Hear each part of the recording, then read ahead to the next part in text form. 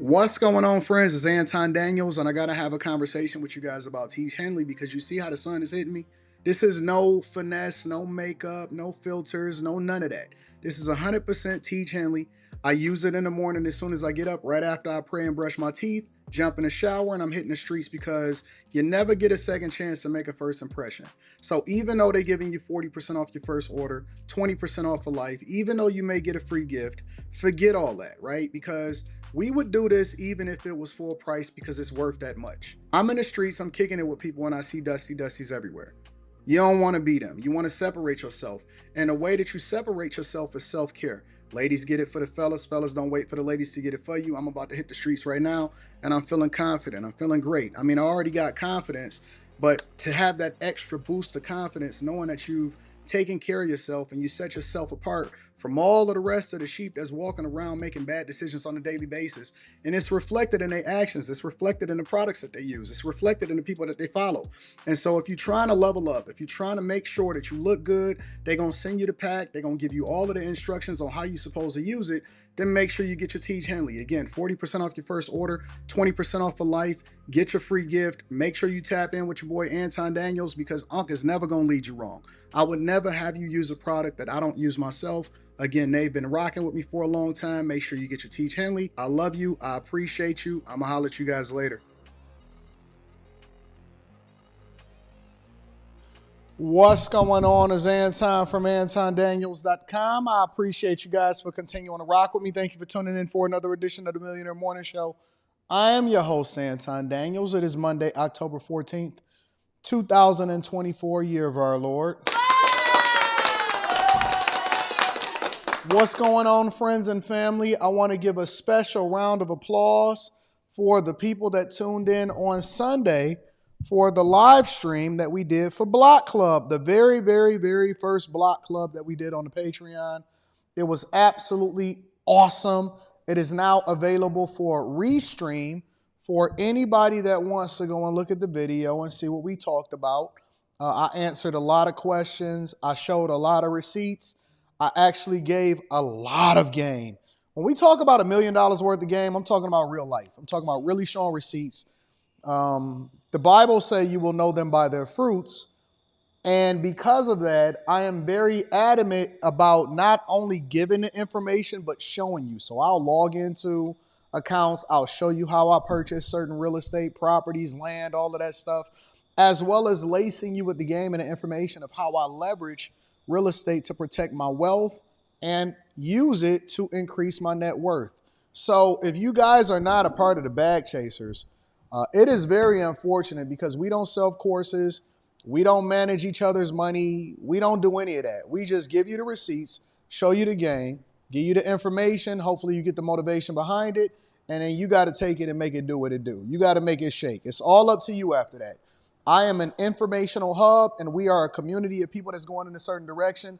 If you're not a part of the Patreon, if you did not watch that video, if you're not leveraging this information, stuff that they don't show you and can't teach you in school, people, all of these gurus, they can't really show you no receipts as a result of it because they're not really doing it themselves. They haven't put their own money up. We don't do any bank financing or anything like that. Then that's on you. That's all on you. So it was a lot of information. It was a lot of game, and I'm looking forward to the next Block Club that is going to be coming up soon. So, of course, we're going to be putting all of that information inside of the Patreon for the next come up. In addition to that, make sure you get the Tiege Hanley. 40% off your first order, 20% off for life. Phenomenal product. Ladies, get it for the fellas. Fellas, don't wait for the ladies to get it for you. And then last but not least, make sure you come and kick it with me in person. I'll be in Atlanta on November 2nd, and then I'll be in Detroit on December 14th. Put discount code Anton in the description. Or I'm sorry, not in the description. In the box. Hit apply. Come and kick it with me in person. It's going to be a hoot of a good time. I promise you. And I'm going to put that game out there. So, yeah, man, got the housekeeping out of the way early. I'm very excited to continue to rock out with everybody. What up, Bitcoin Brown? What up, Undisputed Truth? What up, everybody in the chat? Y'all said the audio is going in and out. Is the audio going in and out, or is the audio good? I want to make sure that the audio is good before we get it popping. Is the audio good? Are we good out here in these streets? Let me test it out for myself. You know, if you want something done, you got to see it through yourself. What's up, friends and family? How was y'all weekend? How was everything as we get into Monday? Let me see for myself.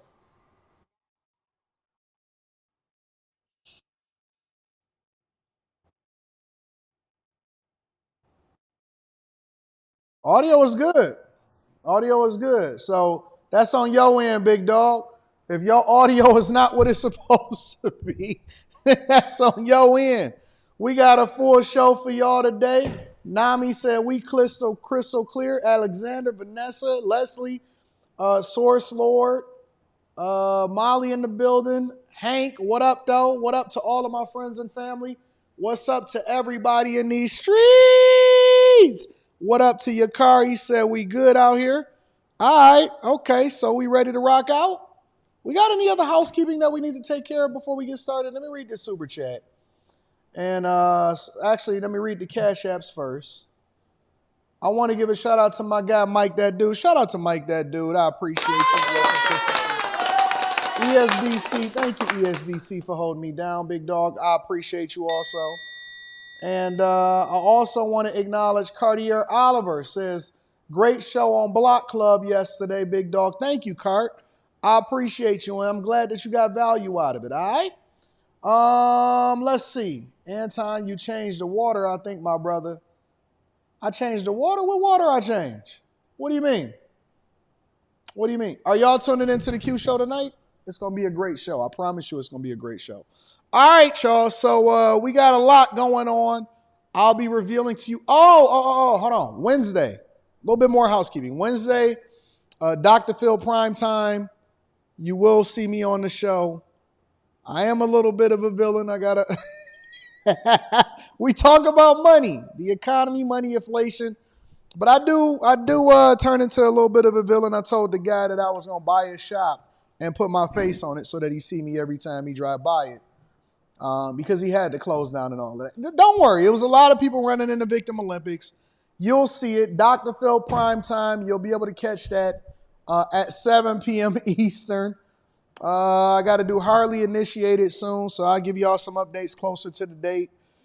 We got some interviews coming up. We got some redesigning inside of the studio, so we got multiple different sets coming up to prepare for 2025, which kind of brings me to my next point. Before we get into the show, and I'm not going to hit on this too much because I don't want it to be a whole speech. You know how I can get into it. Now, I'm already geared up. Everything that I do right now, I'm gearing up for next year. Everything that I do right now. All right. I see this is where we're going today. I'm already feeling it. Let me get my thoughts together. Everything that I'm doing right now, I'm gearing up for next year. So, of course, we're still going to grind and hustle on what we got going on this year. But all we doing is executing on the things that we've already put in place earlier this year. We got things that we got to finish in the real estate realm as far as building these houses. We got certain milestones that we want to hit when it comes to breaking ground. Well, ground that's already been broken, but we have certain deadlines that we want to hit before the winter as far as the excavation and the framing, because then it makes it a little bit more difficult, but we got to work through that. We have some things that we want to make sure that we hit when it comes to content creation as far as certain output that we want to do, because we don't pay attention to the numbers. We look at the numbers afterwards and then we make adjustments. We are 100% geared in. And so as of October 14th, 2024, everything that we do from here on out is to prepare ourselves to run into 2025 swinging and killing everything. Everything that we do is in preparation of what we have going on. And so we are very proactive over here with the Bag Chasers and the Anton Daniels channel. And I know that everybody else is going to be starting to get their New Year's resolutions and all of that stuff come January 1st. They're going to party December 31st. They're going to let the weekend try to carry them through, and then they're going to get themselves together on Monday. By the time Monday come, every single week, by the time Monday come, my Sundays have been spent, A, chilling out a little bit, B, preparation for Monday, for the next week. Everything that's going to drop today has already been recorded and taken care of yesterday. Everything that drops today whether it's the Millionaire Morning Show or the Anton Daniels channel or After Hours, and then what we prepping for as far as what Room 9 is to become, all of that stuff is already taken care of today because we don't wait for things to happen to us. We proactively plan for what we want our results to be. And I think that that is a problem within our culture. That is a problem within our society. I understand that inflation is affecting you. I understand that you may lose your job and you may get laid off. I understand that there are things that happen in your life that you can't control. But my father has always told me life is 10% of what happens to you, 90% of how you react to it. I even took that and remixed it. I said life is 10% of what happens to you, 40% of how you react to it, 50% of how you plan for it. He missed that part. That's the part that I pass on to my daughter. Again, my father told me life is 10% what happens to you, 90% of how you react to it. I found that to be half true. And it's just because he didn't know. Because he didn't achieve the level of success that I've been able to acquire in my lifetime, which is something that I then pass on to my daughter and then you guys and the bag chasers. Life is 10% of what happens to you, 40% of how you react to it, 50% of how you plan for it. Everything that I've gotten, it's not that I got lucky as a result of it, it's that when the opportunity presented itself, I was ready. They see the growth this year, but the growth this year is just a continuation of the growth last year and the year before because we don't miss, because we operate on a calendar, because we're intentional. It's not that you're lucky, it's that you're prepared for when an opportunity presents itself. Some people get multiple different opportunities. Some people get one. I'm not missing the one. I'm not going to miss the one. I can't afford to. That's how I look at it. When people get on my live streams or they get in my comments or they try to react to what it is that I say and they say, well, everybody can't be rich. I know, but I can. I can. And it's not that I was lucky. Is that I took advantage of the opportunity that presented itself to me. When people finally discover me, because I've been cooking up for a long time. Remember, I'm not an overnight success. I'm a hustler. I'm a person that has grinded my way to the top. I bullied my way into the game. I was never supposed to be this. At every twist and every turn, whether it was your family, whether it was your culture, whether it was your environment, whether it's people that look like me that tried to take my life, they told me that I'm not supposed to even think this big, that I can't put myself in the same tax bracket as people that don't look like me. Even today, Obama is trying to divide us, and we're going to get into that. They're trying to divide us based off of cultural norms and identity politics. And they keep telling me that I can't create my own privilege. I don't believe in white privilege. I don't believe in black privilege. I believe that you create whatever environment and whatever socioeconomic status that you want to exist in. It's my God-given birthright to determine my own path. It's your God-given birthright. If you're sitting there, then there's nothing wrong with working a regular job because I work a regular job, but I do so by choice. If you're sitting there and your environment is telling you that you can't do anything differently, if you're sitting there and you've settled on the idea that all you can do is what you've been currently doing and you're working to die, what does that mean by working to die? It means that a lot of people, they work 30 and 40 years just so they can retire. My goal is to create life, is to live, is to create excitement. I'm not putting together, and congratulations to the people that's even saving or pouring into their retirement, but I'm not doing that so that I could sit in a rocking chair.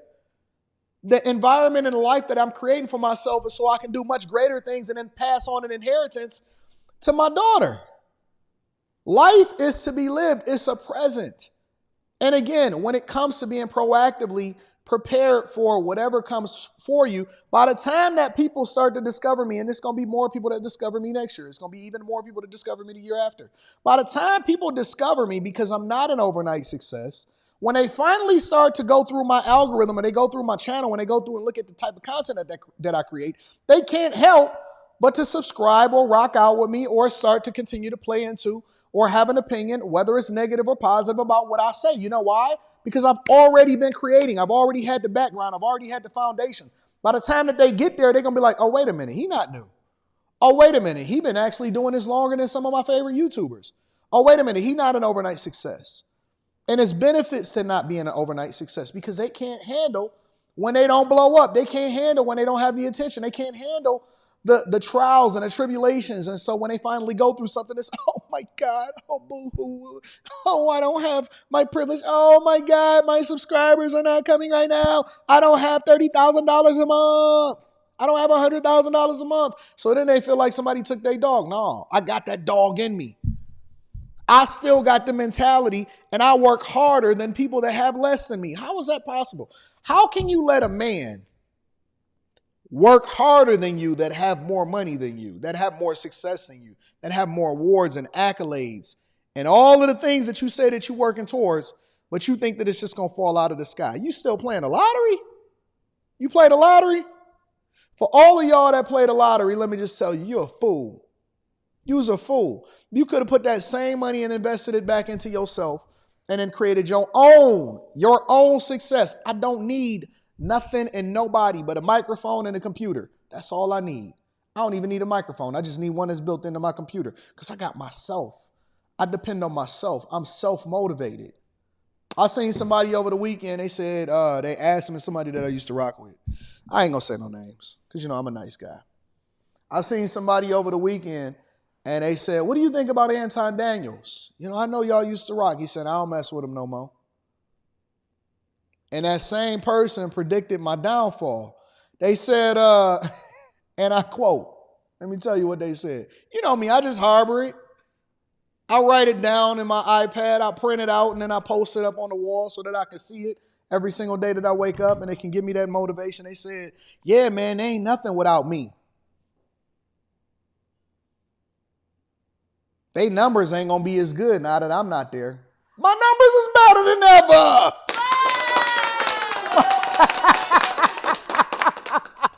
My numbers is better than they ever been.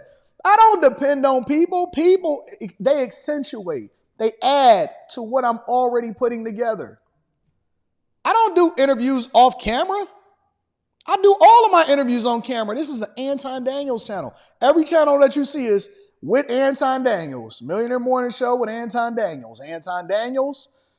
After Hours with Anton Daniels. I've been rich for a long time. What you think that I just woke up here? What is people thinking? You know what I'm saying? What is people thinking? And I don't have no malice and no hate in my heart. I mean, listen, it was a time and it was a place for everything. I run into people on the street sometimes and they say, hey, man, you need to fix this with this person. No, I don't. Apparently, you're not familiar with what my content is. Let me tell you who I am.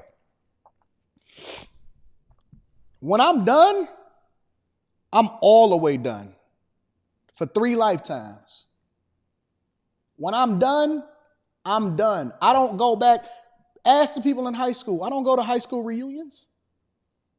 Ask the people that was my former college classmates. I don't call them up and be like, what up, though? If I run into you in the streets, then it's good. Hey, yo, what up, what up, what up? I love you, man. How you been? Okay, cool. When I walk away, I've already forgotten about the last interaction. I'm on to the next. I am forward and up. When I'm done, I'm done. When it's over, I don't go back and check on my college girlfriends. I don't go back and look at women that happened in the past. I don't go back and look at and research my lineage. I'm going that way. How am I going to drive forward if I'm looking backwards? I'm all gas, no brakes, no defense, no nothing. Steph Curry, KD, Draymond Green, Klay Thompson, Jordan Poole, all gas, no brakes. Golden State Warriors. I'm all gas, no brakes. I don't care about what everybody else is doing. I don't look in the past. Hey, man, you ever going to fix it with this person? Nope. Never, ever. Don't mean that I got any animosity. Don't mean I'm not cool. For what? Why would I go back and fix it with that person and I got presidential candidates contacting me and calling me and asking me, can I do interviews with them? Why would I go back to the gossip blogs when I have presidential candidates that's reaching out to me and saying, hey, man, we want to align with what you got going on because we know that you have huge influence in Michigan. I don't want to talk about Boosie. I don't care about the latest dead rapper. That's low-hanging fruit. That's low-hanging fruit. Why y'all keep checking for people that happened in your past? I'm not checking for that. When I'm gone, I'm gone. Can't look behind me. Too busy looking at the person in front of me. I'm trying to catch somebody, not prevent somebody from passing me. I'm trying to catch him, not focus on him. It's a time and a place for everything. It was fun at the time that we did it, and it's not no more. I'm not interested. I'm growing. What was fun to me at 20 is not fun to me at 25 or 30. And what was fun to me at 30 is not fun to me at 35 or 40. And so now I'm like, you know what? Time to grow. And y'all got to get out of this mentality of thinking that y'all owe somebody something or that you have to keep it real or stay connected with people. No, it's not that you ever have to have animosity towards anybody, but you got to understand we are growing in two different directions. At least I am. I don't care about what nobody else is doing. I'm not interested in reconnecting or revisiting the past. I hate when I see people at the barbecues and they be like, remember when we was this? No, but I know what I'm about to do. I know what I'm about to do. My daughter said, hey, Dad, you know they said the end of this, and I listen to my daughter. I listen to the people that surround me. I listen to everybody around me because they add value into my life. She said, you know, they made the last Hellcats. They never bringing them back again. I said, well, then that means that we got to go and buy one. She said, you serious? I said, what's my name? She said, yeah, I see you. Sent them to the dealership. They're going to go and pick it up today. That's a fact. I don't even plan on driving it. Maybe next year I might pull it out just to see because I do what I want to do when I want to do it. This is a whole nother level. I do what I want to do, not what people tell me I can do. And again, it's all based off of your work ethic. It's based off of being proactively prepared. And it's based off of having the mentality that I'm never going back to the thing that y'all think that I was. I'm always going forward. If you want to see what I did in the past, then go and watch my old content. It's still up for you to go and watch. If you want to see what I did in the past or you want to relive something, all of the content is still up. From the time that I first started vlogging, you can go back and you can do a redo and you can go and check it out and you can relive the moment and you can figure out where you were when you first seen the video dropped and all of that. Right now, we create new stuff. We focus on 2025, 2026. We planning for all of that. We ain't got time to be sitting here playing no games. It's 24 hours in a day. I got to sleep for 7 to 8 of them. That means that leaves me another 16, 17 hours to focus on what I got going on. I don't have time for the nonsense. No time for the nonsense, all right? So hopefully that gives y'all a little bit of motivation and that adds value into your life, but you got to let it go. Let go of the past. Oh, man, we grew up together. Okay, that was cool. Keep it moving. It's time to grow, and it don't mean that they're a bad person. Again, it just means that y'all growing in two different directions. Keep it moving, bro. Keep it moving. All right? Y'all ready? Y'all ready to get it popping? Let's read a couple of these super chats, and then we got a show to do. JP says, check out Cam's new proposal for black men, $1 million. Send that to me. We're going to do a whole show on that. You serious? Send that to me. Send that nonsense to me. Them Lions and Tigers, boss. Yeah, shout out to my Lions. They beat up on them Cowboys yesterday. Jay Jackson says, I don't want to be here. I don't want to hear no Cowboy slander this morning. You ain't got to worry about it. They slandered themselves. They beat themselves up. Shout out to my girl, Molly. I think you're going to see her on the show tonight. Shout out to my girl, Molly. I appreciate you, Molly. Baker's Block Podcast is in the building, says, thank you for the tough love. I have to push myself to new limits. Got the chief thought demon off of me. The bag is getting bigger by the month. This is my first super chat that I can afford. A shout out to the Baker's Block Podcast and all of the bag chasers in the building. My dog, and thank you for rocking out with me, and congratulations for getting that thought demon up off of you so you can go and get that money. No distractions, all gas, no brakes. All right? Y'all ready to get it rocking out today? Make sure y'all hit a like for the algorithm, subscribe to the channel, turn on your notifications. If you haven't already, make sure you tap into the Patreon. Link is in the description, as well as pinned to the top of the chat. Quick Hits. Quick Hits is a segment of the show that we don't think that we have to necessarily break each and individual segment down into its own section, but we definitely want to keep y'all in the loop of what's going on out in these streets, man. All right? First things first, it was a man that was arrested for a Dearborn heist of a jewelry store owner. Okay, so for those of y'all that may not be familiar, he's from Dearborn, okay? And he robbed a Rochester Hills man that lived in a big house and a mansion and all of that. But he was posing as a DTE worker, as an energy utility company worker.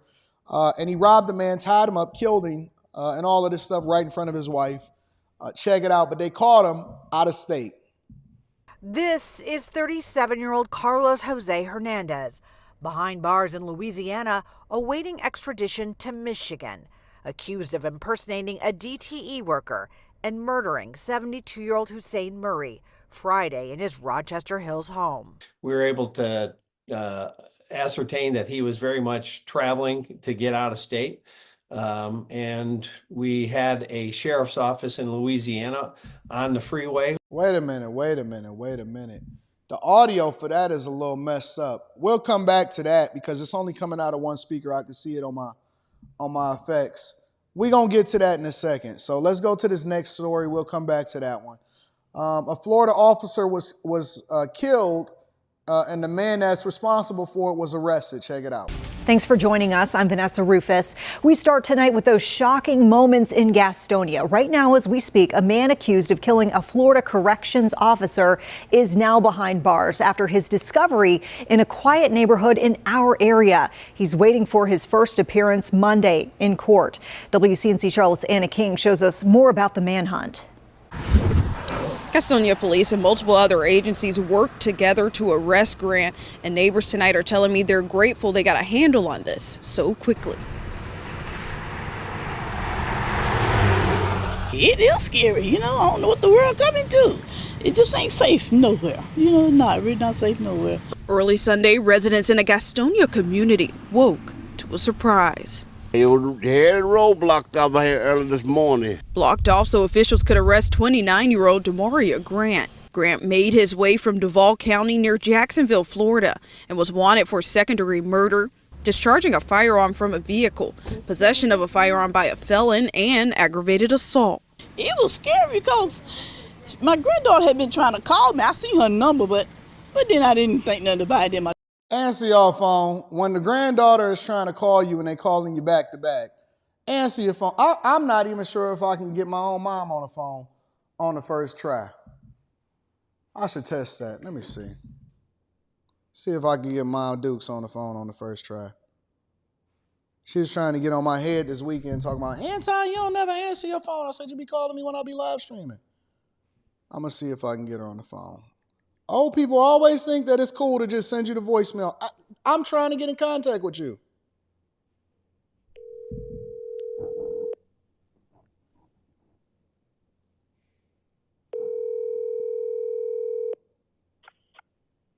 Well, Anton Daniels, how are you doing today? I'm live streaming. I just wanted to test to see if you was even going to pick up the phone. I'm about to get off. Ooh, you ain't right. You ain't right. That's okay. It's like that. I'm gonna call you. I'm gonna call you when I'm done. Okay, you're wrong though. I'm gonna get you. Bye. Bye. I just wanted to see if they was gonna answer. I just wanted to see if she was gonna answer. She answered. Okay, she still loved me. My daughter was calling me, tell me about it. I said, well, I ain't seen nothing. The second-degree murder charge was for his role in the murder of a corrections officer in Duval County. According to authorities there, Brad McNew was shot during a domestic incident at a gas station yesterday morning.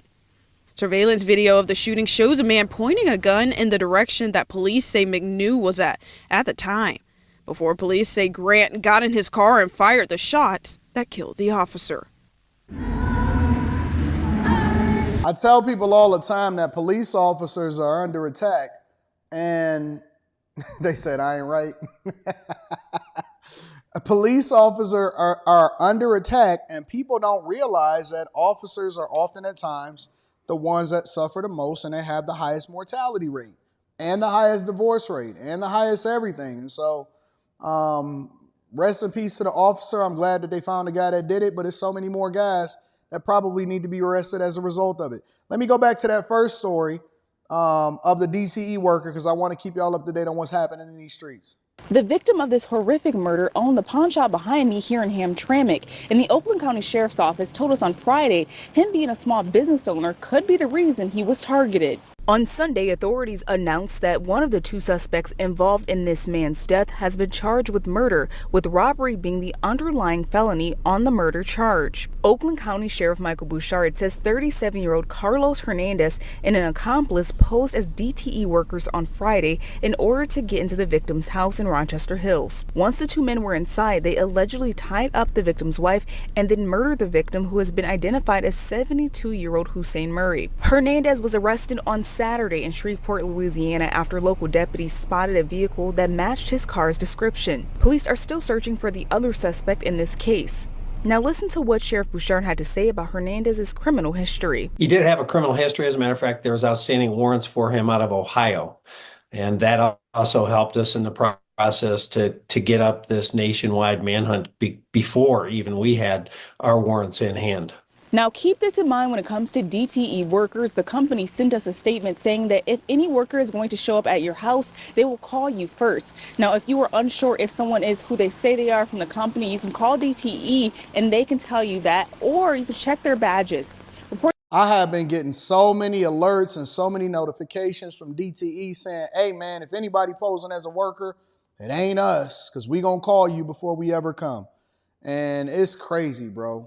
It's crazy because this man probably been being cased out, and they probably was looking for him and finding his home and stuff and set him up and had this elaborate plot. Now you got life without parole, and you got some time to get that weight up off of you. And meanwhile, you created a widow because somebody was a small business owner and you seen him as a come up. So, yep, that's what happened. He owned a business, and now that more of the information is starting to come up, is making sense. And then last but not least, a community is divided over a group of juveniles who allegedly assaulted a mother. Check it out. Criminals out of our kids. You know what I'm saying? And they're growing up now young thinking that they can get away with the little things. But when you threaten a lady with a baby. Fox 45's Vincent Hill continues our team coverage with more on the reaction. Vincent. Well, Kai, some say the kids were too small to really do anything, but others say size really doesn't matter. It's the video sparking debate on social media since Fox 45 reported on it earlier this week. They're so little. Captured on camera, two very small juveniles following a Canton mother into a restaurant after she says they threw a bottle at her and threatened to harm her 11-month-old daughter. Fox 45 showed the video to this father. You know, I've got two little ones. I would say my wife would be scared. And asked if the size of the juveniles matters based on the claims of a physical assault and a verbal threat. It just depends on the situation. Size does not matter. If you do a crime, that's it. But not everyone, like Larry Pender, agrees. They say they're gonna snap the kid's neck. If that was my wife or my daughter or my mother or whoever, I would smack out of them because it's not fair. Pender says he's lived in Baltimore his entire life and has never seen the problem of juvenile crime as out of control as he says it is now. I've been living here 70 years and I ain't thought about moving up until this would happen. Listen, it's a lot of things that people ain't never seen before, but they gonna see it now. A lot of people be like, man, I've been living here all my life. I ain't never thought that I would ever see this in my life. Oh, it's gonna be a whole lot of firsts. It's a lot of firsts that's happening out in these streets, big dog. I'm telling you, whole lot of them, including that black earring that you got in your ear. Go ahead and get that up out of there. You're a little too old for that earring, big dog. Pender says current juvenile crime laws are setting up juveniles to fail. You making criminals out of these young kids because they feel that they got the opportunity now. Nope. Oh, I'm gonna get out the hour. Nope. It has a message for two very powerful parents. I'm putting it on their doorstep, the governor and the mayor. If that was your daughter or your kid got hurt, what in the hell would you do? I don't know why people always put it on the legislators and the mayor and the governor. And don't get me wrong. I think that they have to make sure that they support the community by creating laws and supporting police officers and making people pay for the crimes that they have to pay for. But they don't know how to proactively fix you in your household. How come people are not putting it on the parents and they always want to put it on the community? They want to, oh man, it's this, it's that, I'm putting it on the mayor and the governor. No, it's the parents. Who are the parents of these little demons that are running around and causing chaos and destruction and feeling like they have the ability to follow a woman and her toddler in the store and then assault her? Don't you know that these same little knuckleheads is going to grow up and they're going to be taking your hubcaps off of your rims? But no, then we become the bad person when we tell the reality, but we have to react to the problems that they create within your culture, and then we want to blame the legislators as a result of it. No. We're not blaming nobody else. We're not blaming the governor. We're not going to blame the mayor.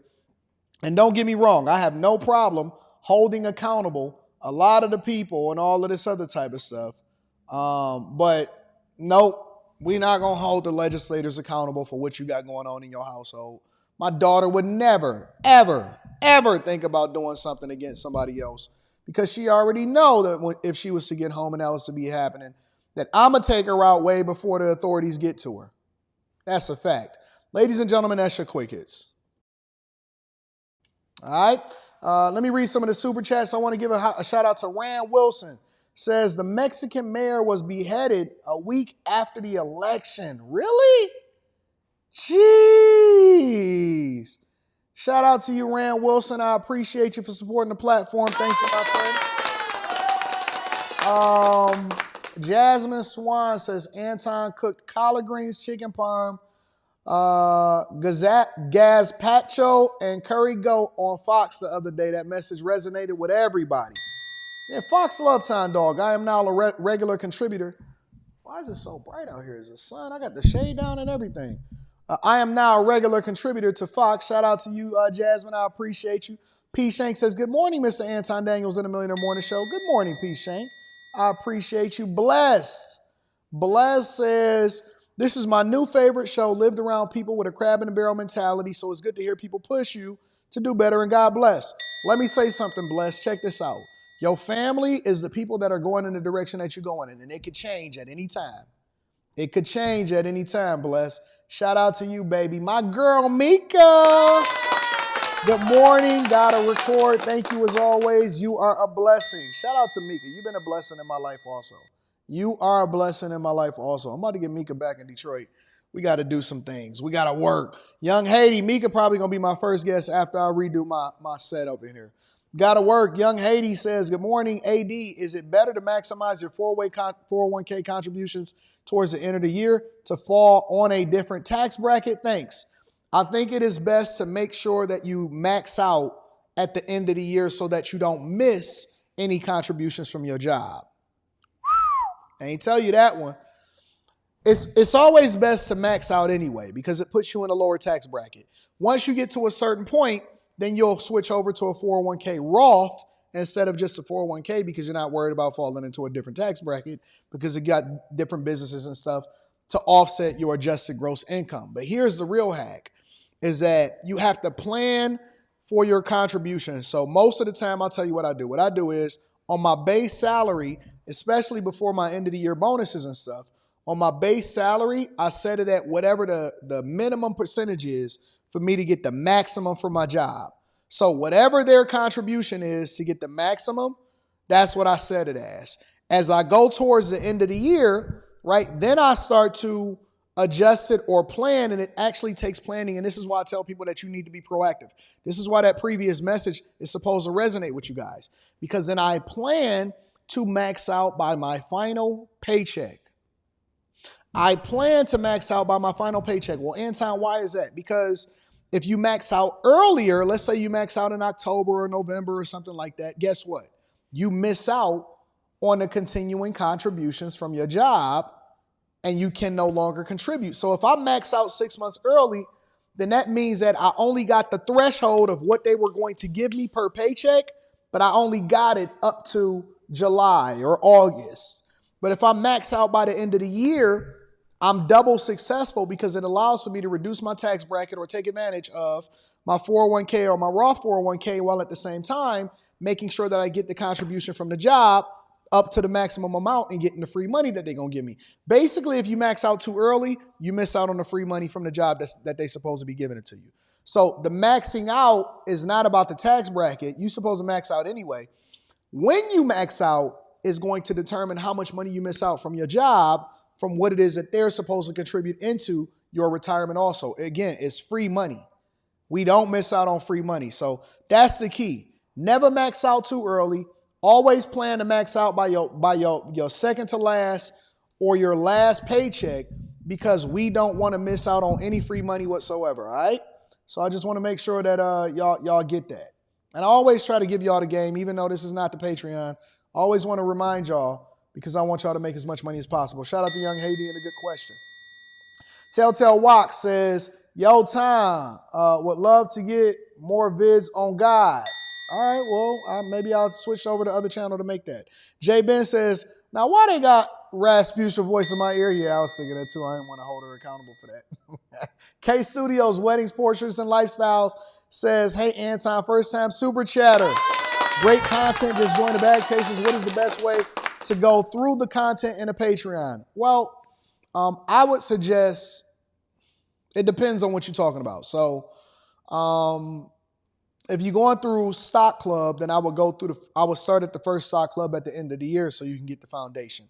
If you go on the Block Club, then I would actually just start at the last live stream that we just did yesterday. And then all of the rest of the videos, you can just go in the order that you want to look at them. But just make sure that you create some time to watch the videos and look at the live streams, because there's so much game. So there's no particular order. It's just that if you do Block Club, I will start at the beginning of the year. Just so you can understand why we saying some of the things, get the lingo, the terms, and the rest of the value. Shout out to the new Bag Chasers. Shout out to all of the Patreon members. My girl Messi says, my granny picked up on the first ring and sent me to go get her some coffee. Shout out to Granny.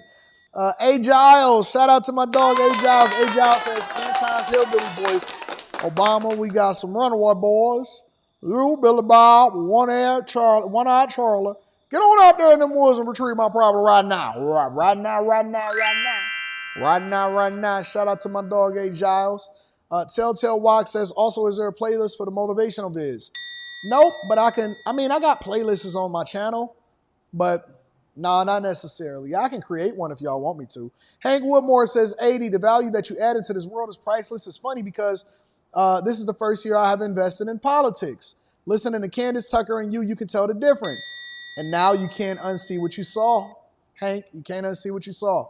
I'm new to wearing glasses. Your frame game is crazy. I try to do a little bit something. I got some new ones that I'm going to debut soon. Clavetta Drew says, good morning, Anton. Did you see the people stealing from the freight trucks in Chicago? I did, and we're going to address it on the Millionaire Morning Show today. I got that as a part of the lineup. Thank you, my love. Jeremiah Pyfrom says, good morning, AD. The port workers deal hasn't been signed yet, and they absolutely will be going on strike again on January 15th if it's not signed. I know. I already predicted it. Remember? Joe Gun 84 says, I saw you on Fox News trying to keep a straight face with the conservative zesty. They tried to throw you a curveball. Not true. I will tell you this. When I record, I don't know anybody else's recording of how it is that they do when they go on these platforms. I don't see anything because everything is delayed. So even when it's showing on the monitor over there is delayed, I'm looking at the camera the whole time. Because if I do like this, then I'm not talking to the camera. So I'm looking at the camera the whole time. I don't see any screens. So I didn't know what the guy looked like until after I rewatched it, and then I was able to see what the guy looked like. But I'll be 100% focused on what I got going on and making sure that I execute. I don't be seeing nothing. So just a little bit of insight into what happens when I'm recording, when I'm in the Fox studios, and I go in and I go live and all of that stuff. So I'm stoic because I don't see it. So thank y'all for y'all contributions and always holding me down on the Millionaire Morning Show. I will be reading super chats throughout the show. If you have not already, get your tickets. Come see me live. That link is in the description as well as pinned to the top of the chat. Also, Tiege Hanley, 40% off your first order plus 20% off for life. And tap into the Patreon. Link is in the description as well as pinned to the top of the chat. All right, y'all. So let's get into the thick of the show. So I kind of reported on this a little bit on Friday, and then we hit it over the weekend. But we didn't really address it on the Millionaire Morning Show. So I want to take a different approach and Obama's strategy to completely tank Kamala Harris's campaign. Now, I don't think that it's anything that they can do right at this point. I heard that Kamala Harris is actually coming to Detroit on Tuesday, and I'll get into that in a minute. But let's just talk about Obama and his legacy and him doing the unthinkable to black men in order to try to drum up support for Kamala Harris. So for those of you that may not be familiar, what happened with Obama and where all of this started. It started by them basically saying and realizing that they're so down in the polls that they're about to lose. And so they brought out what they thought was the big gun in Obama. And then this is what he said. I'm going to play the full clip. And then I'm going to also switch over to CNN with a panel of black men to see what their reactions was to the whole situation, which I have not seen yet. And then we're going to break it down from there. Make sure y'all hit a like for the algorithm. If y'all not subscribed to the channel, then do so. Let's get it rocking. I'm going to go ahead and just speak some truths, if you don't mind. Because my understanding, based on reports I'm getting from campaigns and communities, is that look at the plants in the back. Seen the same kinds of energy and turnout. And they told all of the white people to get out of the view. I believe that this is 100% planned. And now that I'm watching it for a third and a fourth time, if you notice, they got all of the white people out of the room and they surrounded him with a bunch of black men. The camera angle is to only capture black men. It's not to capture black women. Black women is on the other side of the table. They got white people and all of these people that's a part of the Kamala Harris campaign. They got photographers that's white that's taking pictures and stuff. But they made sure that they had them up against black voters for Harris walls. You see the thing. Y'all don't realize that a lot of this stuff is planned and it's intentional, but they didn't intend for it to backfire. And so they got the young black man behind him with no facial hair, no mustache, no beard, no nothing. And he got the spiky hair and all of this stuff. And so they're planning this and they're marketing it to you because they want to have all of the subtle nuances behind him to market it to you to subconsciously affect how you're supposed to vote for Kamala Harris. Check it out. In all quarters of our neighborhoods and communities, as we Stay in the back, white people. When I was running. Now, I also want to say that seems to be more pronounced with the brothers. So if you don't mind, just for a second, I'm going to speak to y'all directly. Zoom out, show us the brothers. And say that. Zoom out and show us the brothers. Show us all of the brothers. If you don't mind right now, I want to speak to the brothers. And then you got black voters for this and all of this other type of stuff in the background. Look at all of the symbolism around you to try to influence you and impact you on how you're supposed to vote. Look at all of the symbolism around you. They zoomed out as soon as he said it. Let them play the whole speech just so I can keep y'all up to date on what's going on, and then we're going to switch over to CNN's reaction. When you have a choice that is this clear, when on the one hand you have somebody who grew up like you, knows you, went to college with you, understands the struggles and pain and joy that comes from those experiences, who's had to work harder and do more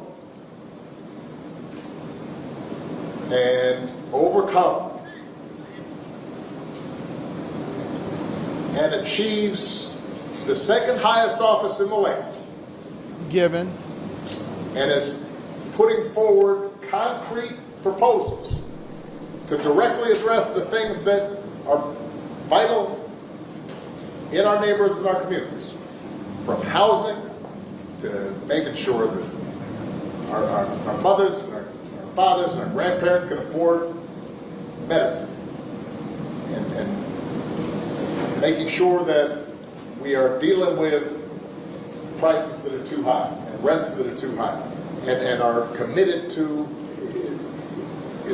making sure that we maintain the Affordable Care Act, so everybody's got help here, and cares about things like education and entrepreneurship in our neighborhoods. And that's on one side. And on the other side, you have someone who has consistently shown disregard, not just for the communities, but for you as a person. and you're thinking about sitting out? I'm not. But, you know, Cousin Pookie might be. And you're coming up with all kinds of reasons and excuses.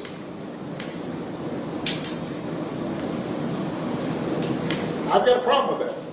Because part of it makes me think, and I'm speaking to men directly now, part of it makes me think that, well, you just aren't feeling the idea of having a woman as president. And you're coming up with other alternatives and other reasons for that. And I think anybody you are talking to in a barbershop, anybody you are talking to in your house, in your family, at church, who is coming with that kind of attitude, I think you have to ask them, well, how can that be? Because the women in our lives have been getting our backs this entire time. They've been raising us and working and having our backs. And when we get in trouble and the system's not working for us, there's so many angles we can take. They're the ones who are out there marching and protesting. And so now you're thinking about sitting out or even supporting somebody who has a history of denigrating you because you think that's a sign of strength, because that's what being a man is, putting women down?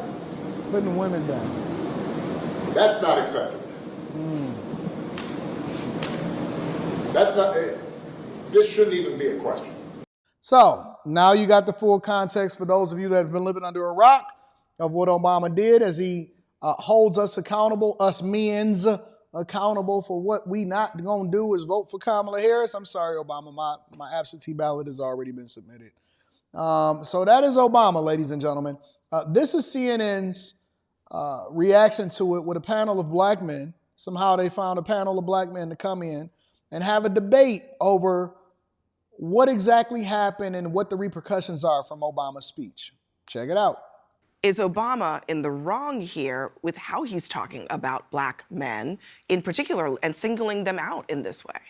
Yeah, let's start from here.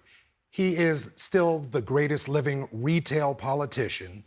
He's objectively a top 15 president, but even he can swing and miss sometimes. And here is Obama objectively a top 15 president of all time? That might have to be an after hours debate tomorrow. Is Obama objectively a top 15 president of all time? He swung and missed. Here's what he did. Harris has been very strategic about when and how she's spoken about gender and race. What's up with his hairline? And he stepped on that. And when she hasn't spoken about it, he stepped on that message. And I think also with those comments, and there's more to this, but let me just start with this, is that he forgets, at least in that moment, that she doesn't get the benefit of being a historic first the way he did. She's a historic first woman if she wins. Maybe that's part of the problem, that's what he's saying. Why doesn't she get the benefit? Yeah. Well, first of all, we have to remember that this is a thing, like Barack Obama has a history of kind of chastising specifically black men. And like the question is whether what he said is relevant. Right, because there are a few black men, like there are a few white men who are more conservative than black women, and more white men are conservative than white women. But the point is, does this work, right? And there's no evidence that it's true or that it works, and he doesn't do that with, like, you've never heard him say, why don't white women stop being racist and vote for me? Or Kamala Harris, or they don't talk to Hispanic voters or LGBTQ voters. It's only specifically black men that he takes this tact that doesn't work. Why do you think that is? Because you know why. No, because tell me. The second most loyal, the most progressive group of men on the planet, they don't care about. They assume that they have their vote and they don't have to do anything for it. And the point of this is that if you don't vote for Kamala Harris and you're a black man, something must be wrong with you. That is the subtext of everything that they're saying. Well, and he's 100% right. He's 100% right. Honestly. Let's inject race into this for a second, because you know how I hate identity politics. You know how it rubs me the wrong way. You know why it bothers me, okay? But let's inject race into this for 1 second, because they do segment us and we do segment ourselves. And we also try to pick and choose when the code switch, when we're a part of the culture, when we're not a part of the culture. And it's something that aggravates me so much because, again, I rock with people just based off of the content of their character. I don't really care about the color of your skin at all. It means nothing to me. Now, gender, that may be a little bit different of a conversation. Why? Because I think that women are uniquely suited for greater things than men are in certain areas and vice versa. However, let's inject race into this conversation as Obama did and as these guys speak on it right now. And let's remove who it is that's saying it, and let's just look at it based off of optics and truth. The truth is that for a long time, and Kwame Kilpatrick said it on this couch and in conversations with me, he said, for forever, they already expect for you to be tied to the Democratic Party, which then removes the idea that you should ask for anything and you should just automatically get on code. Why? Because in the black community, that is a cultural norm. It's a cultural norm in our families. And it extends into everything that we do. It extends into business. It extends into politics. Quentin is an example of it. Sometimes we get on Quentin about how he's not tied into the culture, but why should it automatically be expected of him that he should automatically listen to rap music? Because you black? Why are we expected by default to vote for Democrats? Because we black? Because what that removes, when you're not independent, right? You could be more conservative. You can consider yourself a Republican. But the truth is that when you're not independent, they don't have to ask for anything, or they don't have to give you anything or require for anything, or you don't have an ask for them for your vote. All you got to do is look at how they're campaigning right now. For both the Republican and the Democrat side, they're only campaigning in the Midwest and swing states. Arizona, Pennsylvania, Ohio, Michigan. That's the only places that they're appearing in. Candidates have been in Michigan for the last 3 to 6 months more than we've seen Kamala Harris and Joe Biden the entire time that they've been in office. The only other time that we've seen Biden here in Michigan was when he was over here asking for the UAW support and endorsement for President of the United States of America when they were striking against the automakers.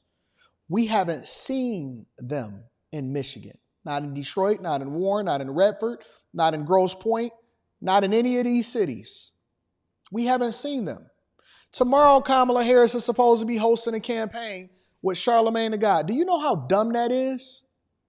I'll get to that in a minute because we got another segment to address that. But the point is that why would they have to ask for anything when they've divided us against each other? Why would they have to ask us for, because they expect your vote. They expect for black women to vote for Kamala Harris. They expect for white women to align herself with Kamala Harris because you're a woman. They expect for black men to follow black women to the polls. And now that Obama has opened up this can of worms, it's exponentially worse for you guys, for Democrats, because it created more divisiveness. And I have never, ever in my life, let me tell y'all something real quick. And I'm going to be honest to God, truthful with you. I'm going to be absolutely truthful. I've never in my life, not one time, actually, let me change that. I'm going to be honest. One time in my life, I've ever been called a racial slur by a white person. And it's came by way of Xbox Live The only time I've been ever called the Nigger, the hard ER, is when I was whooping tail and taking names on Xbox Live and beating up this little white kid. And it came from a white kid. It came from a white kid. And I was like, I just started laughing. That junk was hilarious. And then he rage quit. Outside of that, and y'all know what I'm talking about, some of y'all old video game players, I don't play games no more, so I don't know what's happening. But outside of that, the only other time that I've ever been called out of my name in a negative way from a racial perspective, and it's probably didn't happen well over 100, maybe even 1,000 times now that I'm actually YouTuber. The only other time that I've ever been called out of my name is by a black person. Let me say that again for the people in the back. Let's have a conversation about it. The only other time that I've ever been called out of my name as far as race is concerned is by black people, black women and black men. They can't wait to call you anything associated with a sellout, a house N-word, a rat, Uncle Tom, Django. Real talk. The only other time that I've ever, listen, let's talk about it. The only time that I've ever been called out of my name, outside of the one little kid on Xbox Live who deserved a whooping, has come from black people that don't want to have a conversation about anything, but they automatically say you not on code, and they call you out of your name. They call you a race traitor. They call you all of these things. You a sellout. I can't believe you. Blah, blah, blah, blah, blah, blah, blah, blah, blah. And that's just the honest to God truth.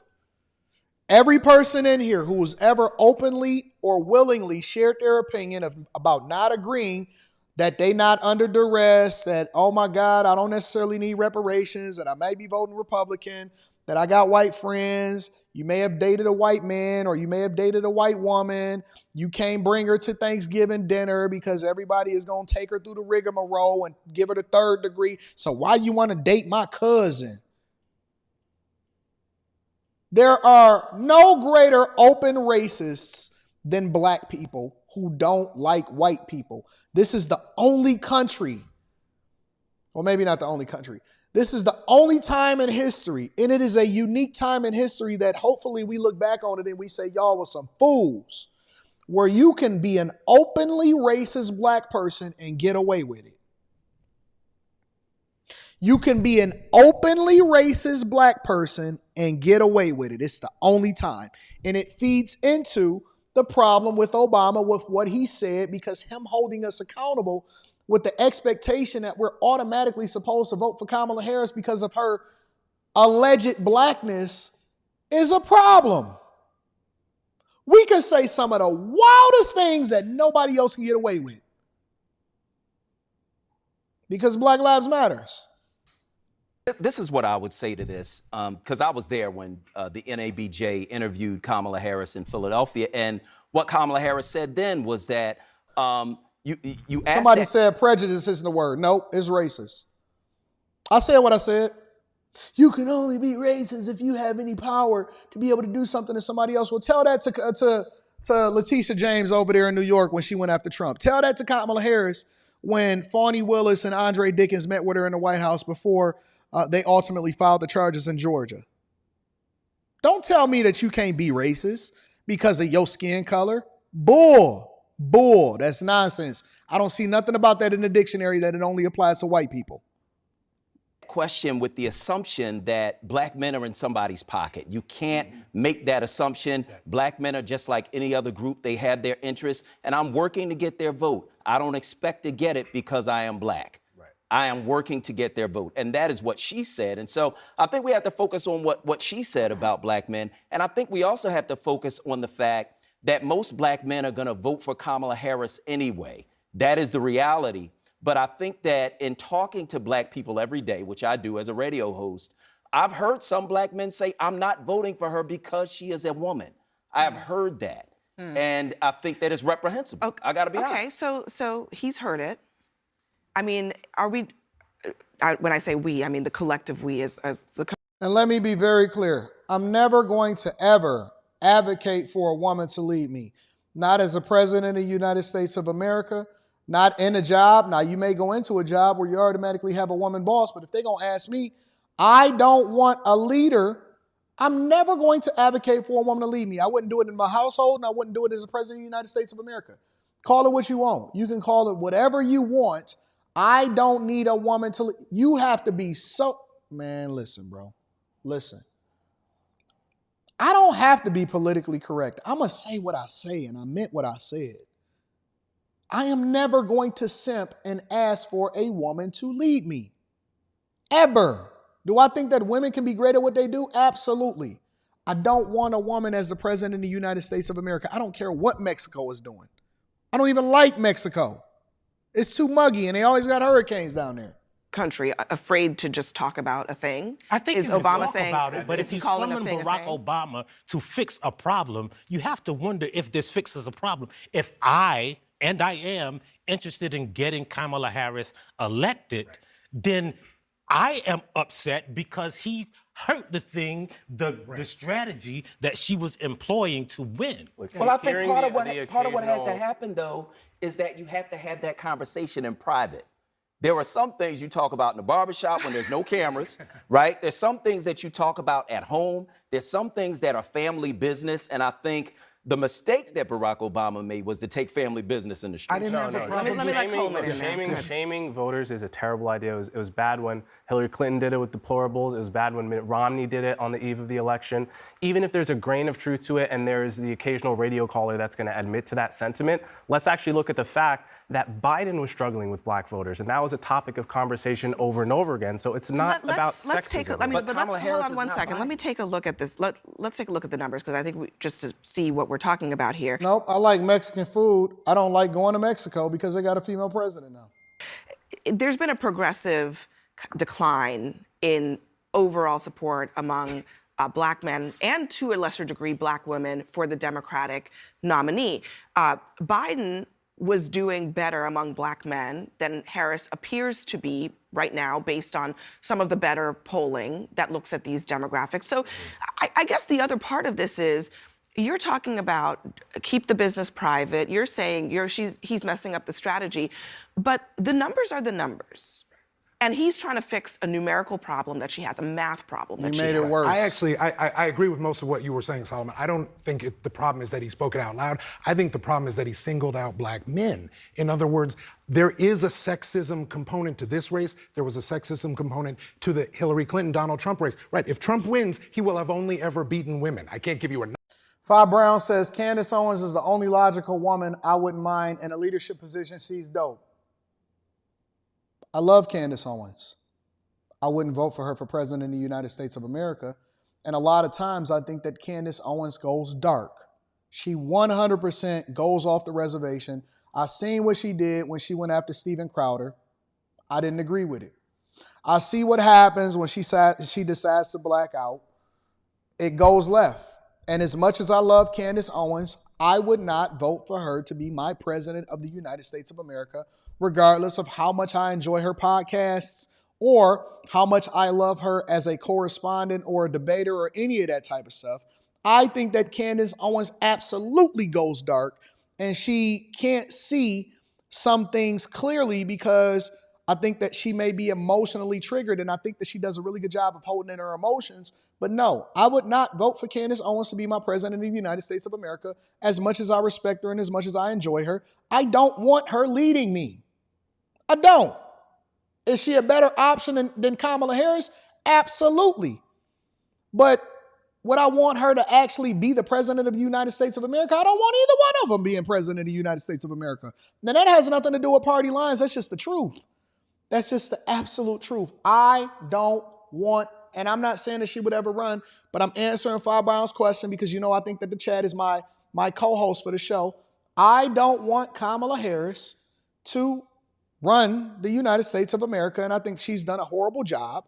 then she's proved that she's not worthy of the position in the first place. That's just a fact. Number, but sexism is in the mix here, but it's not black men specifically. I think it's men, not black men. And that, I think, is where part of where Obama went wrong. And I think we also have to look at numbers and actual statistics, right? Because all of those reliable polling has a small demographic of black men. You're talking about most of them poll at most 40, 50 black men, right? Well, I don't think in this particular case, just to be clear about what we were looking at there, the exit polls were from the actual elections that we had, and then the Pew polling, Pew looks more closely at specific demographics, right. and they do that in a way that we, as a news organization, deem to be a reliable way of looking at this. Not every poll is reliable, but we think this one is.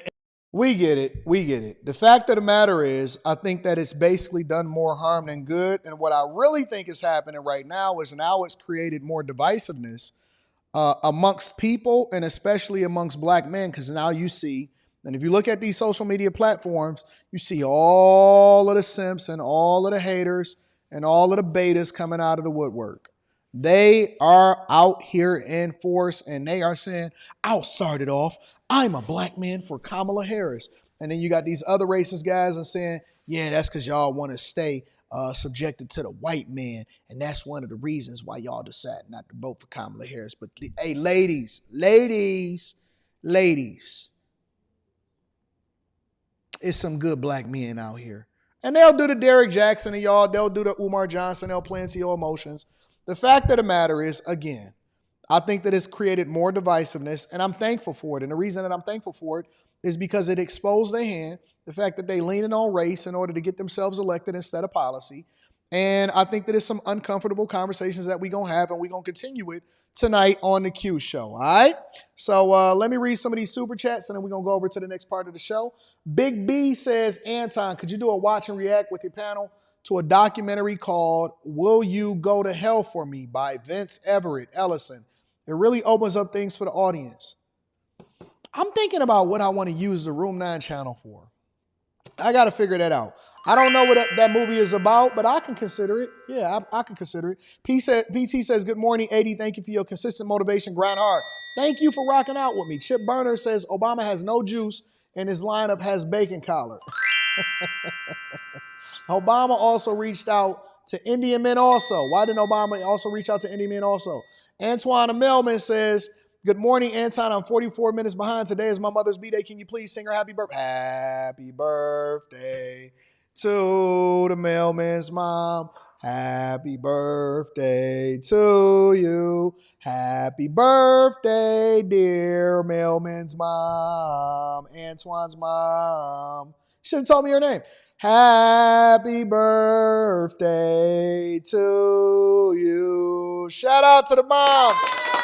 Yeah, happy birthday, my dukes. We appreciate you. Anwar Williams says, Anton, has it ever occurred to you that you're the new Mr. Huxtable, in the sense that you want more for your pupils, appreciate your tutelage, and to the culture? I never thought about it that way. Am I the new Mr. Huxtable? Hopefully not the Cosby, but the Huxtable. I'll take the Huxtable, not the Cosby. Only thing Obama did for black men was marry one. Oh my God. I should have read that before I read that one. Come on, y'all. We can't do that. Sunshine in the building. What up, Sunshine? Says, good morning, AD. Nothing compares to the Millionaire Morning Show. Thank you for all of the knowledge and the motivation. Excited to get to watch live today.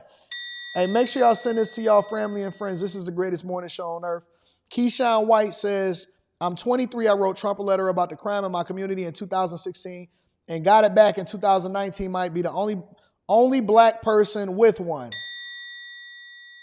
Raheem Graham says, as soon as Obama started to reference how the women always have our back as a reason for voting for Kamala Harris, I couldn't help but remember he was raised by a single baby mama. New Normal Podcast in the building says, doesn't Obama have a white mama? I have no idea.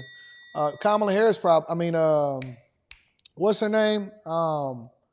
Candace Owens probably know more than all of us. Anton, Obama shouldn't be stupid. He should have knew yelling at black men for not voting for her would have a huge negative impact. I wonder, does he truly want her to win, or does he have a hidden agenda? Fan from HK. Shout out to my people out there in the streets. I appreciate y'all overseas. Obama's Bruce Leroy glow is gone, says MD. Splash Mathis says Obama said his economy during the Trump presidency. Yep, I'm going to deal with that. We going to get to Byron Donalds. Aaron L. says, I didn't vote for him the second time. I don't like everything that Obama did, but we got to give him credit on how we recovered the economy and the auto industry. Yep, I give him credit where credit is due. I am objective. I give Obama credit on a lot of things, including at the border and all of that stuff. KDX 8300 says the reason Obama doesn't talk down to white people this way is because he knows that this stuff wouldn't fly with whites. Oh, white people love Obama. P. Cruz says Obama said the reason for Trump, good economy, but how when Trump had a much higher GDP average than Obama did, Obama is such a shim. We'll get there. We're going to get to that. Brian Devers says PLP policy over pigmentation.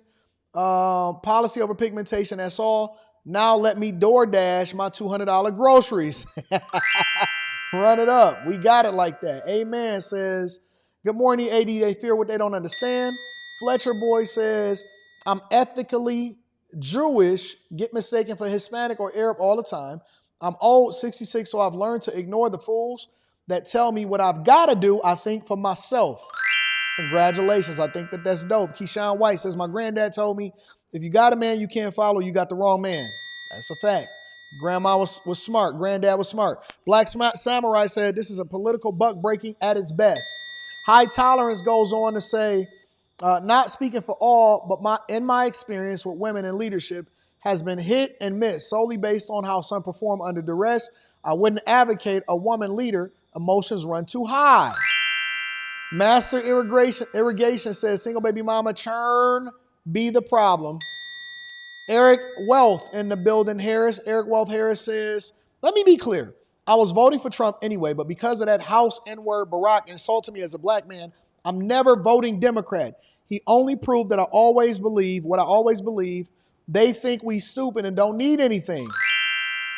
You said it, not me. Roll Runner Rob TV says Obama did absolutely nothing but usher in demasculation. He did do that too.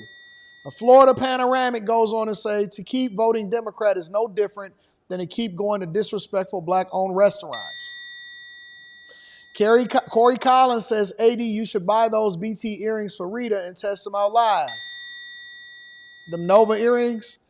Shout out to you, Corey Collins. Darius Davenport says, God bless AD.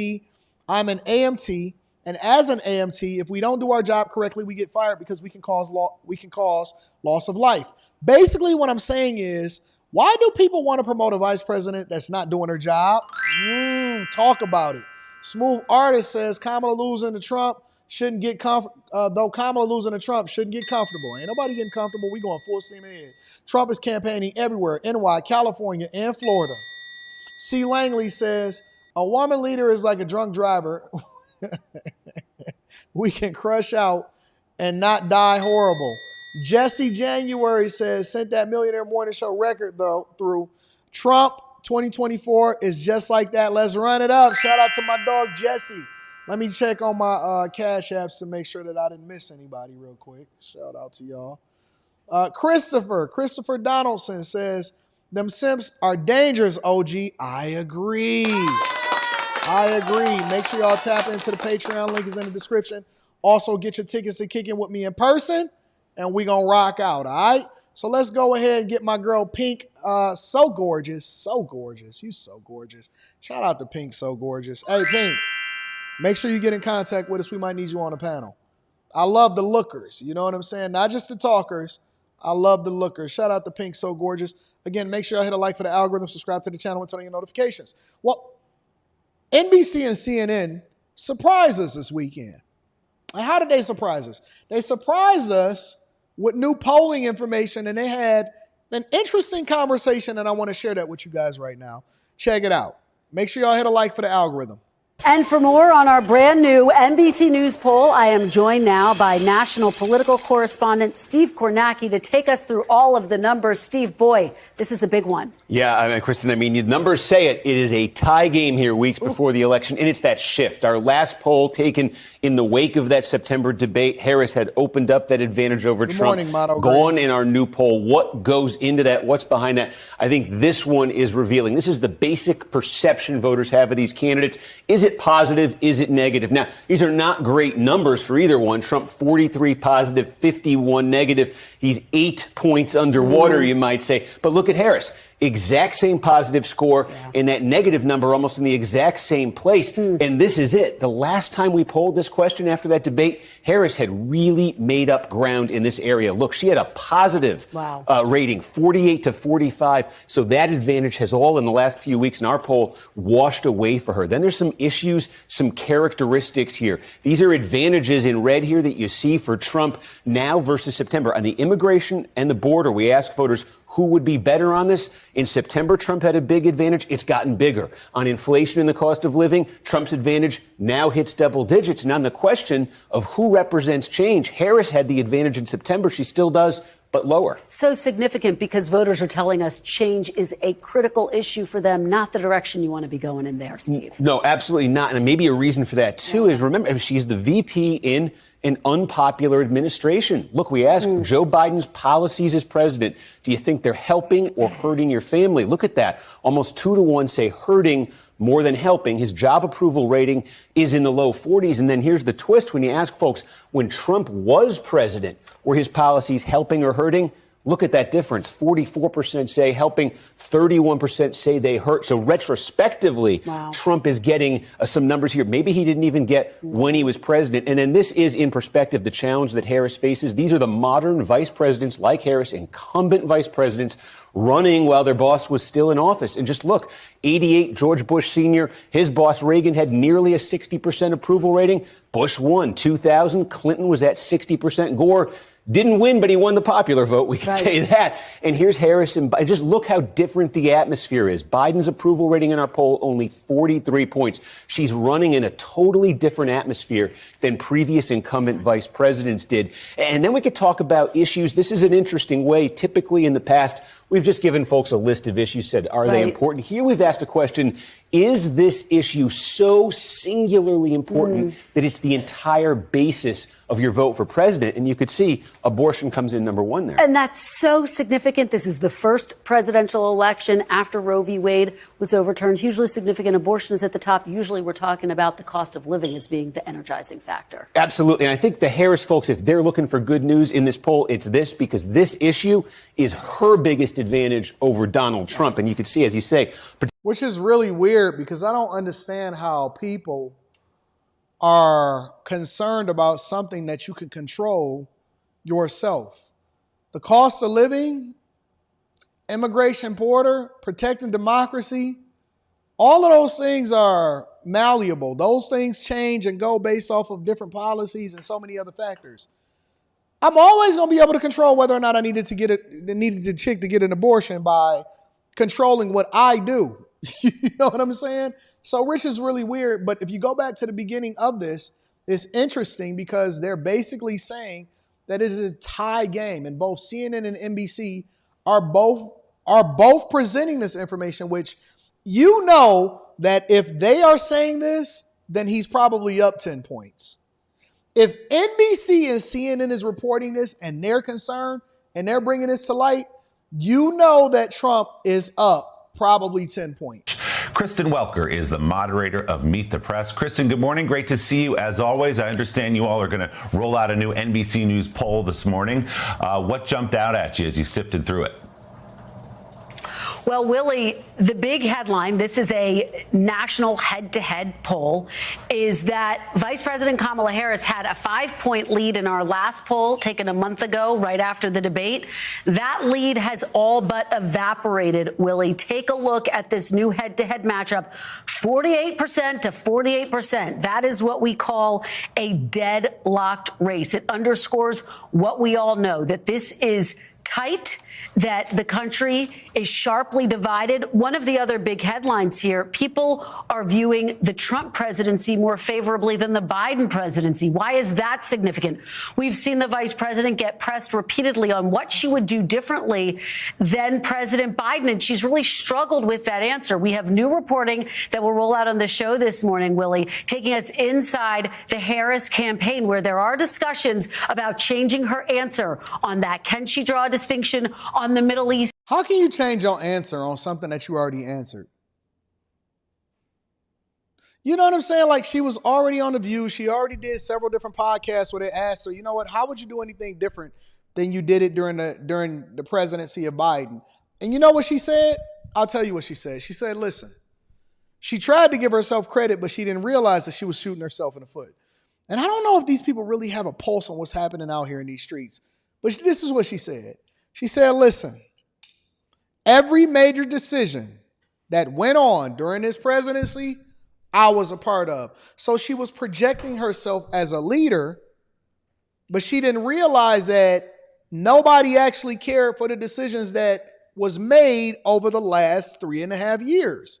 Nothing. Nobody. I've been talking about this campaign. I've been talking about this presidency. I've been reporting on immigration and all of these different things for over 2.5 years now. All of it. We've really kicked it into gear over the last 6 months. I've had several different panels, debates, street interviews, conversations online, call-ins, challenges. And guess what I've been able to find?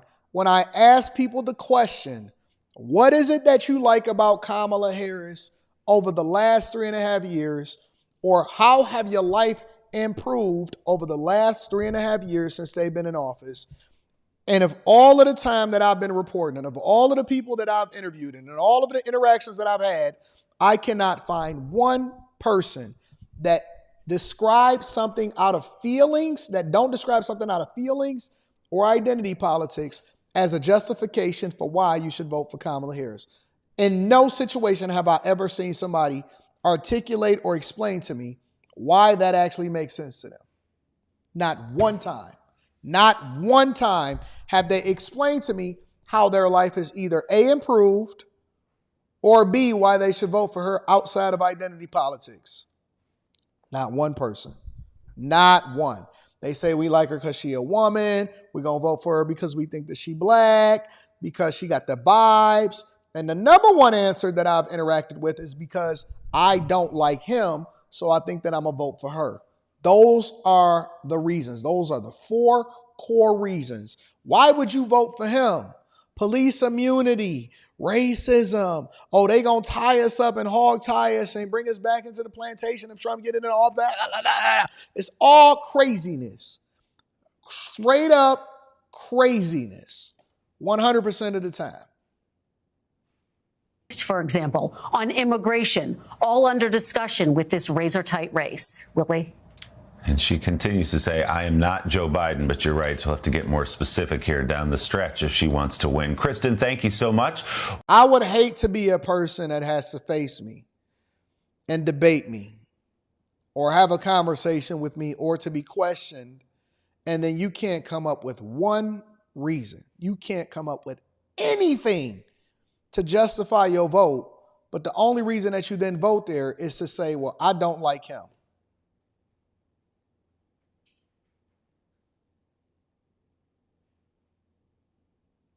So, anyways, in conclusion, the point that I was making is that even in the polls on biased organizations such as NBC and CNN, they're even saying that, yo, she's losing ground bad.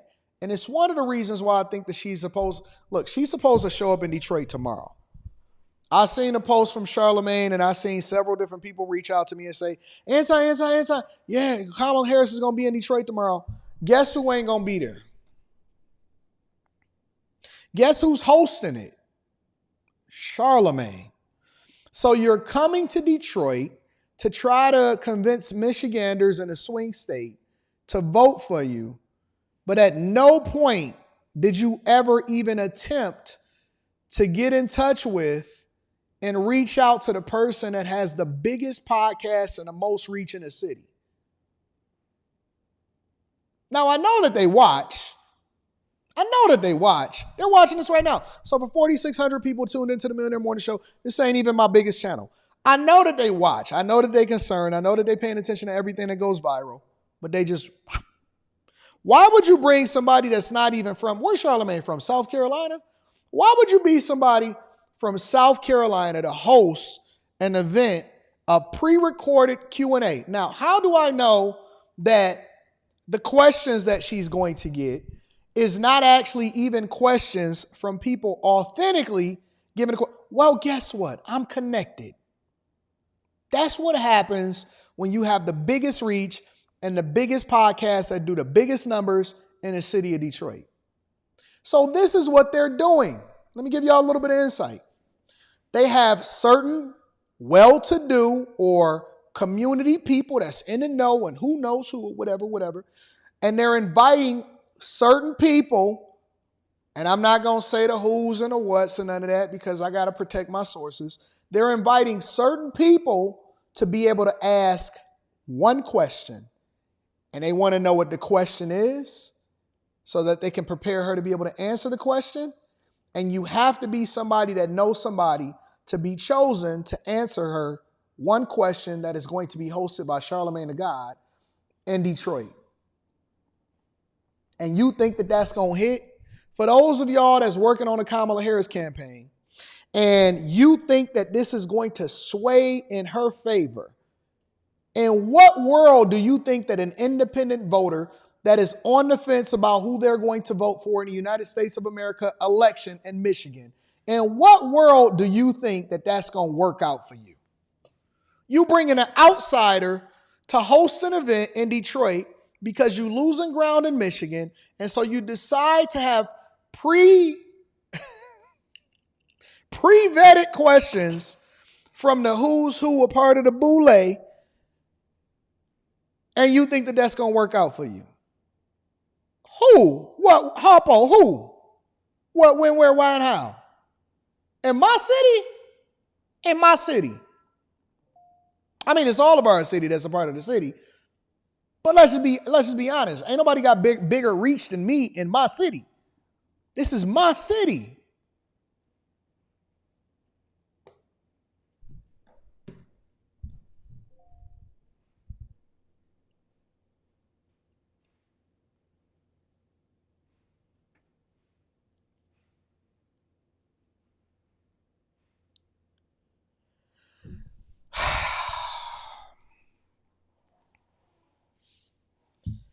It's people reaching out to people, and people don't even know that I'm connected. They have no clue. People are feeding me so much information prior to her coming here. I even know some of the people that's being proposed as to how they can even ask a question at the Kamala Harris event.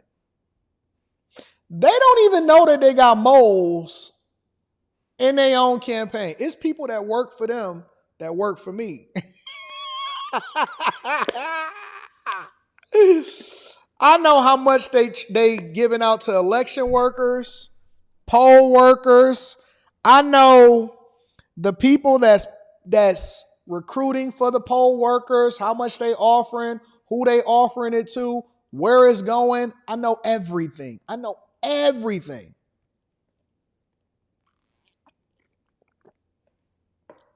All you got to do is be in the know. I know everything that's going on in my city. I know everything that's going on there. Let me be quiet. I know everything that's going on in my city. You ain't going to come to my city and think that y'all going to control the narrative of what's going on. Y'all can do all of the pre-vetted questions that y'all want. If you want real traction, you know who to get in touch with. If you want real traction in my city, you know who to get in touch with. Hey, it's only what? 2-3 weeks to the election?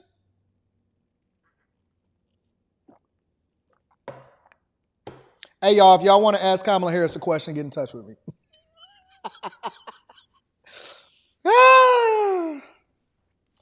Oh, it's my city.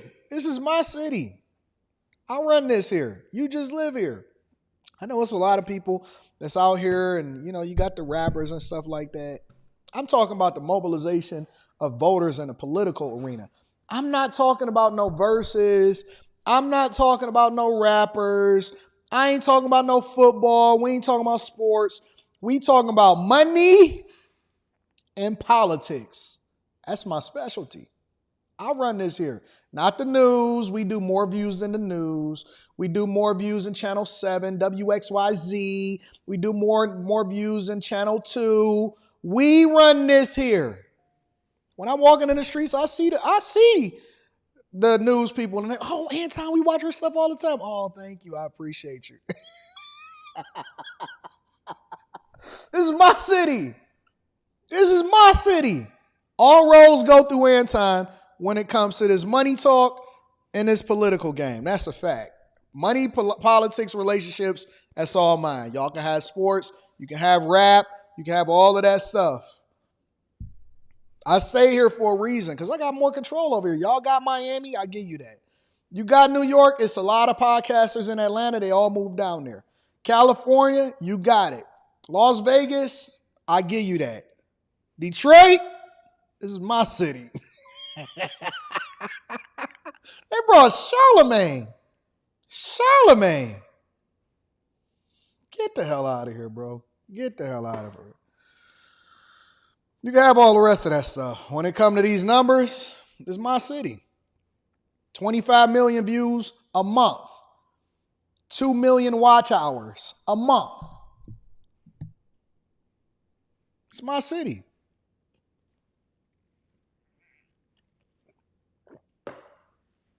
It's my city. All roads lead through Anton. All of them. All of them. So get in touch with me. Let's do a real interview. Anyways, let's read some of these super chats and let's move forward. Jasmine Swan says, if your employer hired a white person over you because they are white, you'd be trying to sue. No, I wouldn't. No, I wouldn't. I don't care. Listen. If it's my employer, think about this for a second. Think about what you just said, Jasmine. If it's my employer, which means that I already work there, because y'all got to think about what y'all write before y'all write. If it's my employer, then because I already work there, how would they hire a white person over me because they're white? How would I know that they hired a white person over me because they're white and I already work there? Number one. Number two, I don't really care about what they do and what they hire. That's their choice. Guess what? I'll give you a hint. Jasmine, I prefer to hire women to work for me. I love hiring and having beautiful black women around me. And one of the reasons why I hire women, and I prefer in most instances, except for the ones that's not visible, so my editors and stuff like that, they tend to be men. Managers, all kind of people, assistants, all of them are women. All of them. And I prefer a woman to hire them. I'm going to prefer to hire a woman over a man in the instance of most of the positions that I have open to work for me. Sales, all of my sales staff, everybody that's pitching, everybody that's going to get these brand deals and stuff, they all women. I'm going to let you think about that for a second. When I open up a restaurant, the first thing we look for is beautiful women.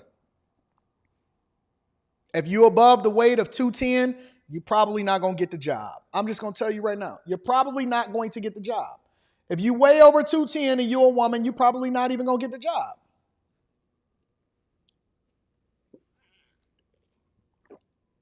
Eric D says it boosts his ego. There's not anything wrong with that. Nope, ain't got nothing to do with ego. I can go and get some women if I just want to hang with some women. We can go to the rooftop right now. I'm talking about the people that's going to go out and secure the deals in business. People do business with people because they like them. They're more likely to open the door for a woman than they are for a man. See, y'all don't think, and that's the problem. This is the reason why y'all so behind when it comes to looking at things from a business perspective. Y'all don't think. They are absolutely a useful tool. If the only thing that I'm thinking about is box, then you're going to lose out all the time. Women are much greater in sales when it comes to finessing men. And they know it. And they absolutely understand that.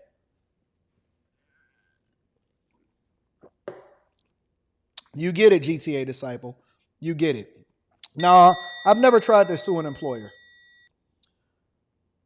I never tried to sue an employer. I don't care. I genuinely don't. As long as they're paying me for what it is that I signed up to do, then that's all that matters. Anton, brother, let's start our own Black conservative party. I love white, Hispanic, Indian, Chinese, but who will embrace Pan-Africanism with us? I'm not sure that I align with identity politics, but I understand what you're saying. Taj Orlando says, thank you, AD, for all of the knowledge you provide every day. I discovered you this year and joined the Bag Chasers. And I'm on a path to be a better man. Shout out to y'all. People trying to distract me. We're not going to let them distract us. Okay, what am I muting for?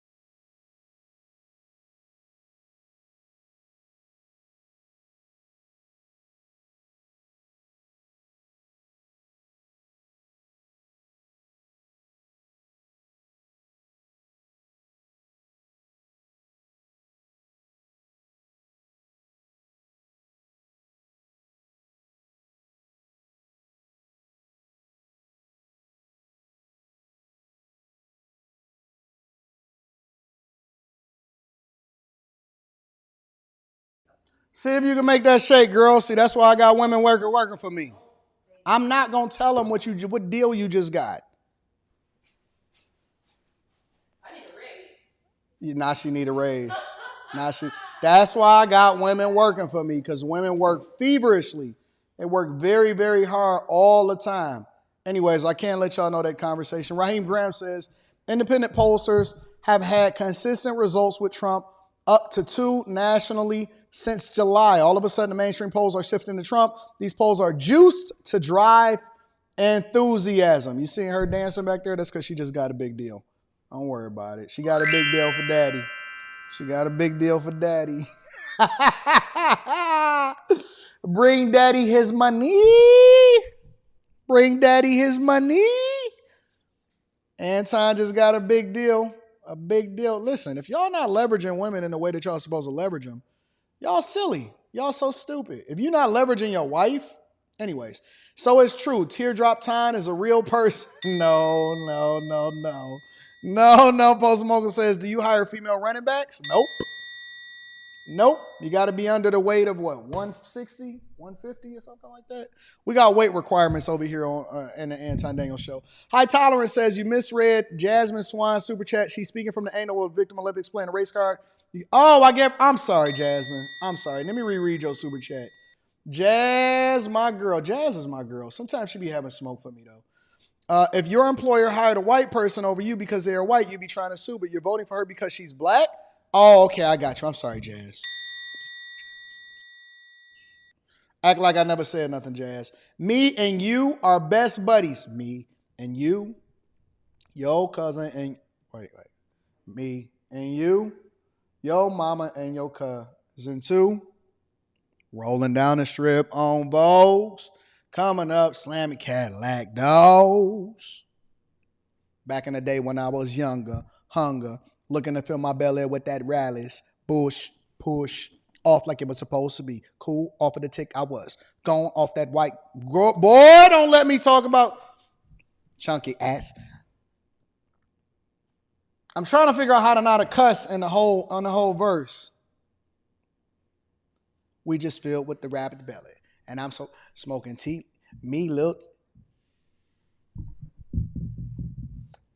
and you, your mama and your cousin too. Rolling down the strip on Vogues. Coming up, slamming Cadillac doors. Southern playlistic, Cadillac funky music.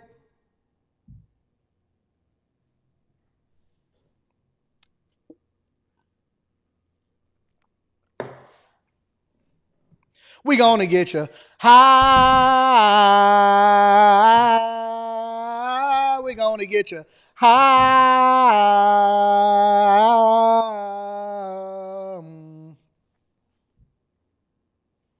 Y'all ready? Y'all ready? HC aliens. No, all right. Anyways, Byron Donalds pulled up on Dana Bash on CNN and they had a debate because Obama, we still on Obama. Obama was saying that it's really his economy that had everything that was booming that Trump benefited off of. And so I want to see what Byron Donalds has to say. Make sure you hit a like for the algorithm, subscribe to the channel, and turn on your notifications. Let's get it. Let me turn to the topic of what Kamala Harris is doing this coming week, particularly Monday and Tuesday. She's got several events courting black voters. I know that you are talking about the black vote coming out, particularly black men, for Donald Trump. You're trying to help him along with that. To that point, can you talk specifically about what Donald Trump would do policy-wise in a second term to help black Americans? Sure, and thank you for that question. What Donald Trump is going to do is going to be actually quite similar to what he did in his first term. When you lower tax rates, when you cut these reckless and crazy policies that are now in the Kamala Harris administration, and you cut those regulations down, what it does is it frees up the ability for businesses to thrive, for people to be able to earn more money, for them to be able to keep more money in their pockets. All of his economic policies actually have a stabilizing effect on prices, and they grow our economy. You couple that with his energy policies. He calls it drill, baby, drill, but what it is being energy dominant in the United States of America. That also allows for us to put a cap on these massive price increases under the Kamala Harris administration. What that means in particular for black families is that you have an ability to earn more money, keep more money, wages actually growing when you adjust them for inflation. And then the big stat, and this happened during the first Trump administration, nobody likes to talk about it. I heard Senator Warnock mention it. Wages adjusted for inflation were massively up under Donald Trump for black men, for black families, but for all Americans. The wage gap that Democrats love to lecture about, the wage gap in 2019 was actually shrinking under Donald Trump's administration, his economic policies, his energy policies, and his regulatory policies. Can I just go back to the tax? So that's the agenda that black men are looking at. Okay, thank you. So before we get to Dana Bash and her pushback on Byron Donalds, what he's saying is absolutely true. It's 100% true. And a basic economics class or a finance class will tell you that when you're cutting the regulatory red tape and you're lowering taxes and you reduce the amount that it takes to actually get over the hump from a business perspective, both large business, small business, whatever business that you want to get into, what you do is you spur economic activity. And what that does is it moves around the dollar. So you don't need incentives to get people to do the things that they already want to do. Now, what you do after that is up to you. And this is the difference between the Democratic Party and the Republican Party. The Democratic Party wants to hand feed you and then say, hey, we're going to take from this person and we're going to give you this handout. The Republican Party is saying, we want to remove the chains and the shackles and all of the regulatory burdens and all of the extra taxes that they're going to tax you and incentivize you to go and do for yourself. Now, what you do with that is up to you. If you decide that you want to invest in a business, if you want to take advantage of the tax code, if you want to pour into yourself, or if you just want to go and have a good time and trick it off and make it rain at the strip club, that's all up to you. Republican Party is about the freedom to decide your own fate and living with the consequences that come along with it. The Democratic Party is about punishing those that absolutely did what they were supposed to do and then giving it out as a form of socialism and social services to people that did not put in the same work as you. And when you then lower taxes, you spur more economic activity, which then capitalism is allowed to thrive and be successful in the United States of America, because we're pouring more resources into the ability for you to do what you want to do instead of giving it out in the form of handouts, which then include illegal migrants, and then giving it out overseas because we become warmongers. And then that's allowing for certain organizations and certain people to benefit because they are aligned with or they have some incentive to be involved in war. It's a very simple concept. Allow for people to be able to do what they want to do, they're going to spend money, they're going to have a good time, and then they also going to spur economic activity, more jobs, and then more taxes is going to come into the federal government because the dollar is actually circulating. Okay? Economics 101. Thank you for that. The tax cut question. Go ahead. I would imagine that Kamala Harris would say or would ask the question about how tax cuts for wealthy Americans will help the black community. I just explained What's the it. answer to that? Well, Kamala Harris would say something like that, but we know that she's wrong because economically she's been wrong for the last 1,400 days. If you look at Tax Cut and Jobs Act, it cut tax rates across the board, mostly for middle-class families. So this is why wages adjusted for inflation for black families was higher under Donald Trump than any other administration in the history of our country. That is a record of economic success. Let me just quickly play for you what former President Obama said exactly on this question of the economy a couple of days ago.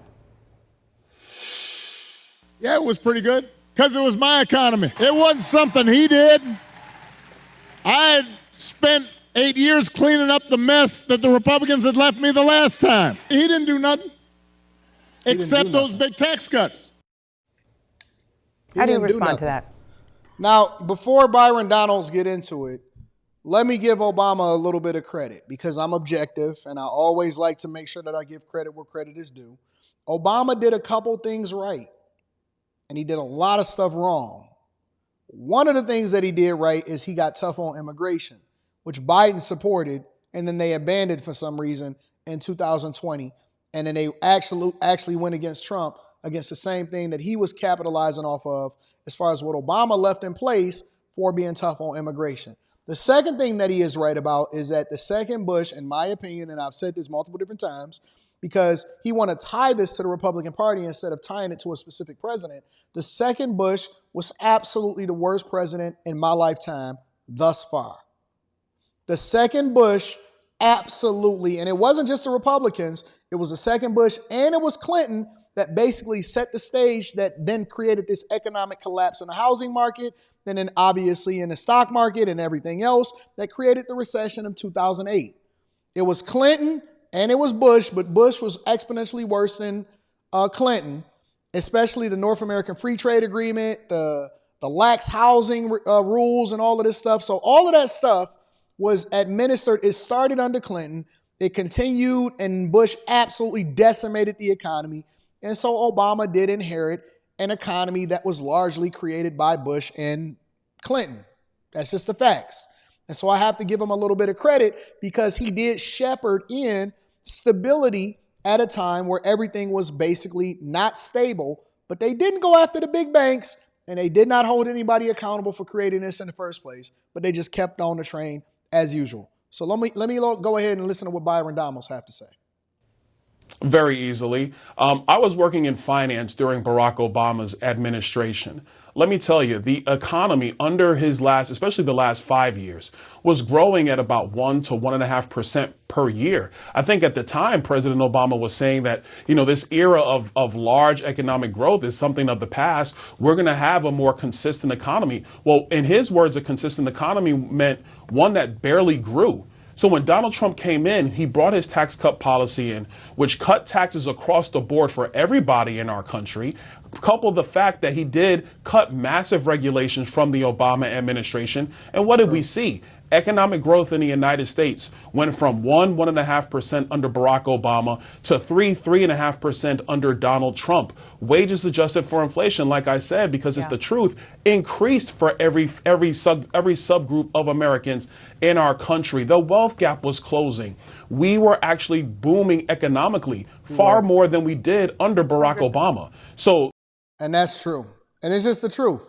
And I will give Obama credit for stabilizing our economy at a time where he had been left with an absolute disaster, which is one of the reasons why they voted him in the first place.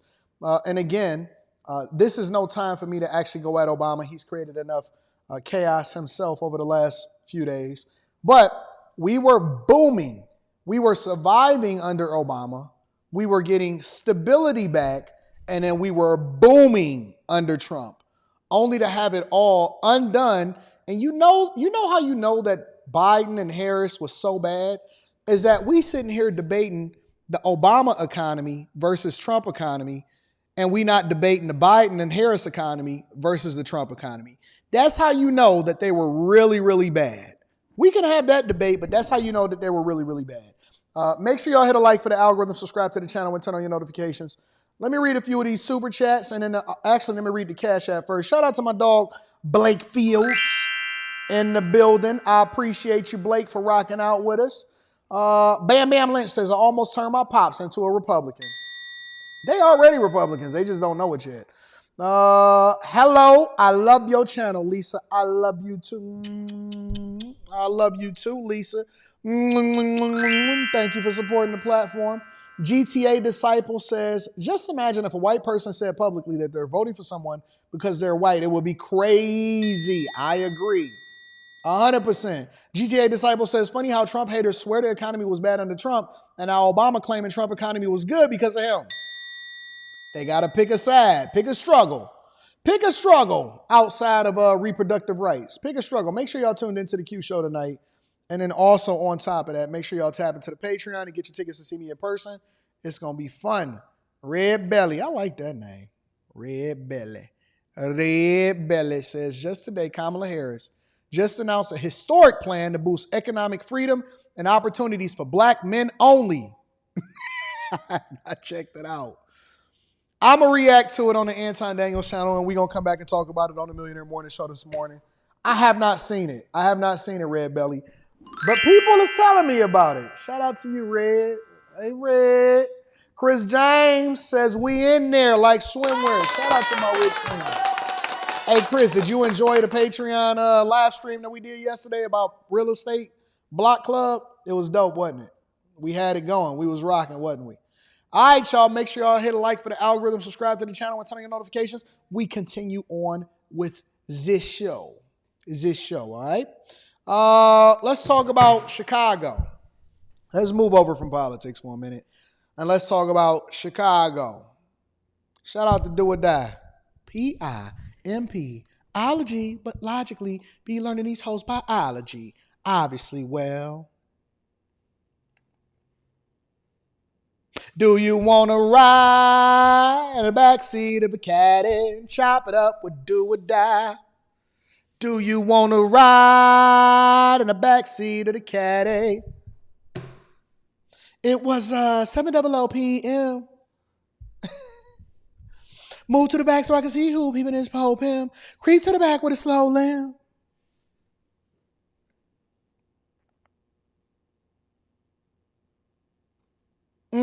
Ain't this some pull up in a C-A-D-I-double-L with the A-C. A-C-O-P-I-M-P.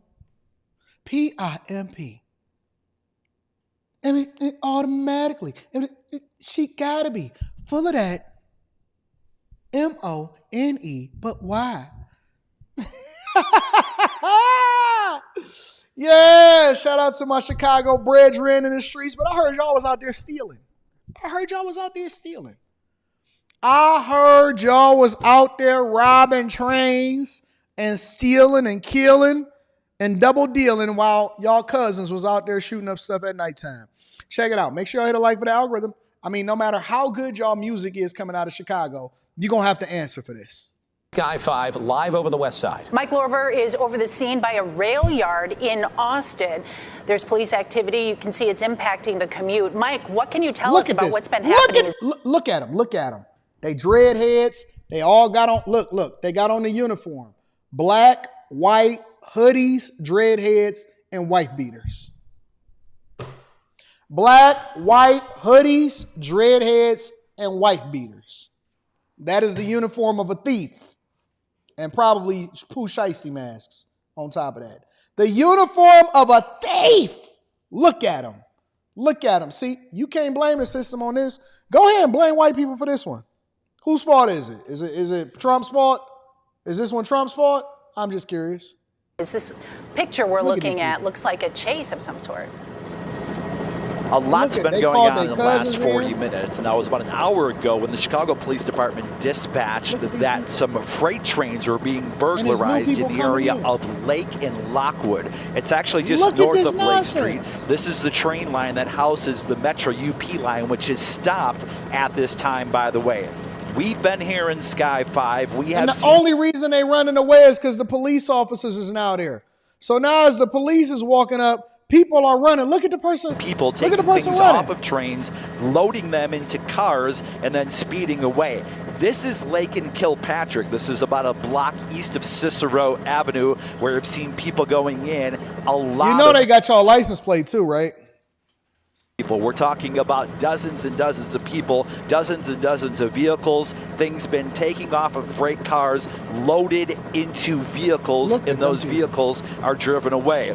So here's some tape of that happening before. We saw this a while ago. You can see multiple people, and Metro has confirmed this for us, although we've seen it from our own eyes here in Sky 5, people taking merchandise off of the trains, loading it into vans and cars and driving them away.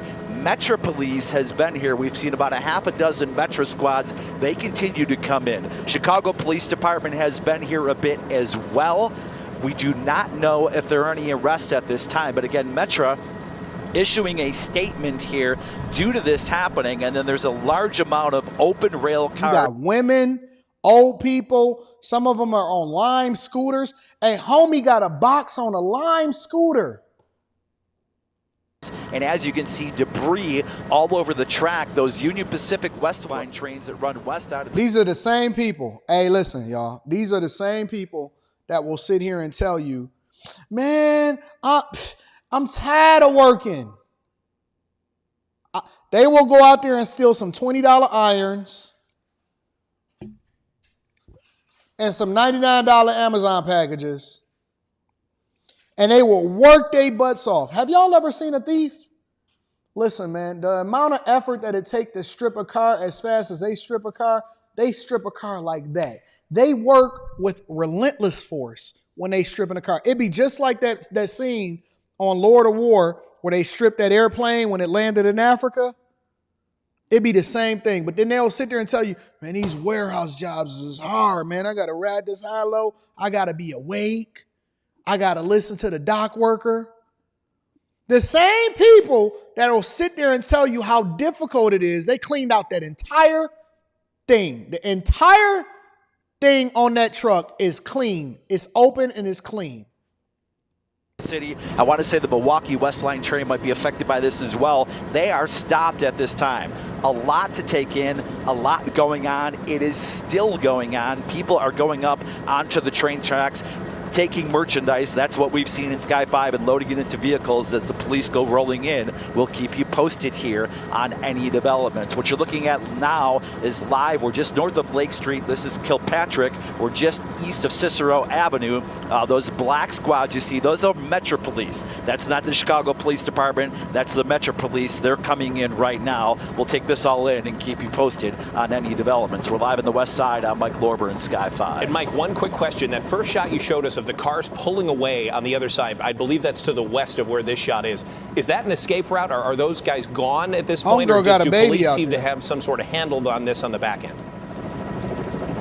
It appears, and I don't want to speculate anything, but this looks like a coordinated event. Right. Jack, if you can, widen out a little bit for me. I'm going to tell you why. So if we widen out, Kilpatrick is one block east of Cicero. We talked about this when we were reporting at 4:30. Come down just a little bit for me, Jack. So there's Cicero Avenue. This is just east of there. This is a very difficult area, Kilpatrick there, to get in and out of. Now, Jack, go back to where we saw people taking the merchandise before. It's kind of one way in and one way out, which is a very difficult area for. That ain't nothing but an inside job. That's 100%. They told their friends and their family. Everybody pulled up. Everybody from the hood knew about it. That is not nothing that's new. That is an inside job all day long. And I'm so tired of people stealing. It ain't nothing worse than a thief. Ain't nothing worse than a thief. Well, we know at least 6 people have been arrested for stealing items from that cargo train. And today we talked to some residents who live in that area near the west side who say they've already seen some of that merchandise for sale on the streets and on social media. Chicago police are still looking for possible suspects who are responsible for stealing hundreds of boxes of merchandise from a freight truck. Hey, look, they pulled up with the box truck. They pulled up with trailers and a box truck. They didn't even care about the helicopters that was going above that ultimately was letting the news and the police know and getting their license plates and all of that. They pulled up in a box truck, family. Ain't no way in the world you're going to catch me over there with all of them people trying to steal. In a box truck? Train on the city's west side. Chopper 7 showing dozens of people ransacking the Union Pacific rail line Friday afternoon near Lake and Lockwood, coming away with what appears to be boxes of TVs. One woman living nearby who... Now, you know people going to do anything that they can in their life. They will risk their life over a $199 TV. The way that them TVs was falling, them TVs can't even still be good. They will risk their life. I seen it during the when they used to have them Black Friday sales, and people used to be fighting over them stupid plasma TVs. There was plasma back then. It wasn't even LED or OLED or OLED or nothing. There was plasma TVs, and people was in there.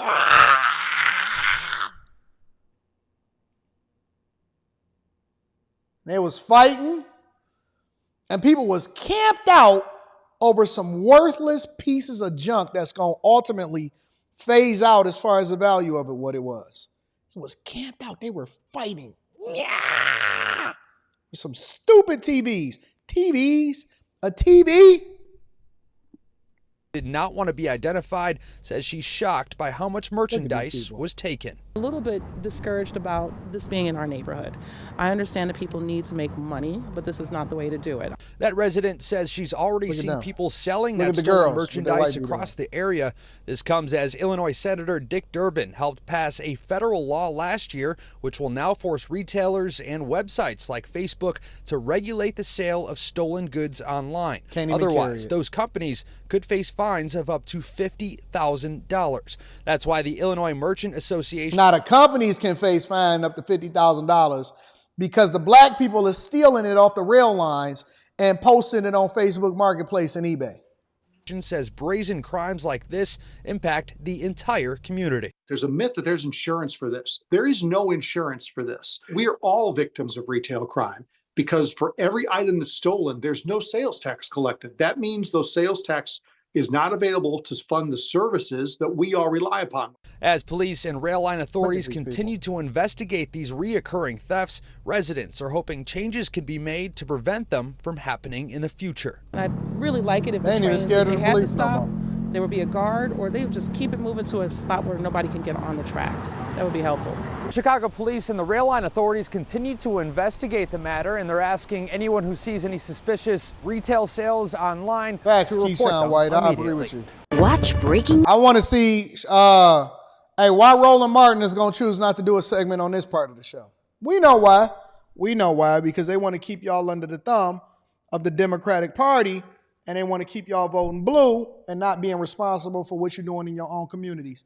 Terrell Two-Way say they've been hitting the tracks for years in Chicago since I was a teenager. That's where the hood shops to get shoes from like Jordans, cars, clothes get took as well. I don't know whether to hit the beam or what for that. GTA Disciple says, I'm a black man from the Bronx, but I got to call it how it is. This is why black people get a bad rap. Florida Panoramic says, you got to see football player from the Chiefs' mom stealing Amazon. I seen that. Let me write that down. I'm going to do a review video on that. I seen that too. She was stealing. She walked past the thing like ain't nobody going to see her. With the gear on, with the football gear. Bill Clinton is doing a rally for her on ABC Now.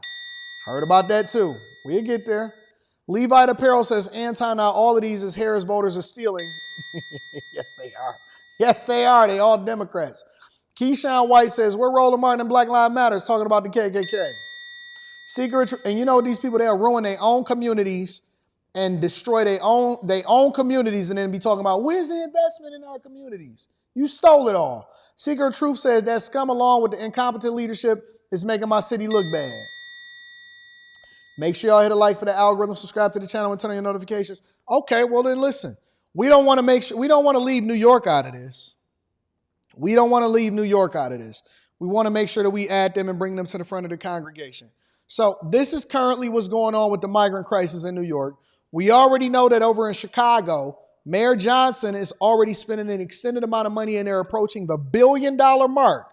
Chicago is approaching over $1 billion of total spent in the migrant crisis that we can track and document, or that they're saying that they're tracking and documenting. And he's recently renewed a $100 million yearly staffing contract to assist the migrants over there in Chicago. And this is what's happening over in New York.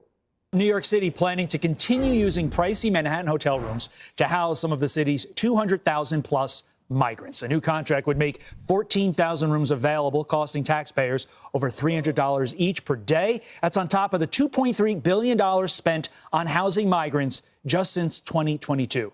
Let's do some math real quick. Give me a second. 14,352. Okay, because the only people that's getting rich out here in these streets is hotel owners, staffing companies, and the like. What is it, 14,352 at least? All right, so let's see if we can get there. Let's see if we can find out exactly what that looks like. I can pull that up on the screen. And we're going to do a little bit of math. We're going to do a little bit of math, make sure we all in the same space. All right, so let's see if we can get there. 14,000.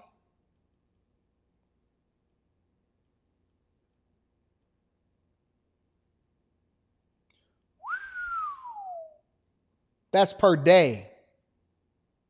That's $5 million. Is that $5 million per day? That can't be right. 14,352. That's $5 million per day. Hold on. Wait a minute. 14,000 at 352 is the per diem cost, and they've already spent $2.3 billion. And this is according to the New York City Department of Social Services and the New York Post. That's $5 billion per day. Oh my God. Oh my gosh. That's crazy. That's crazy, yo.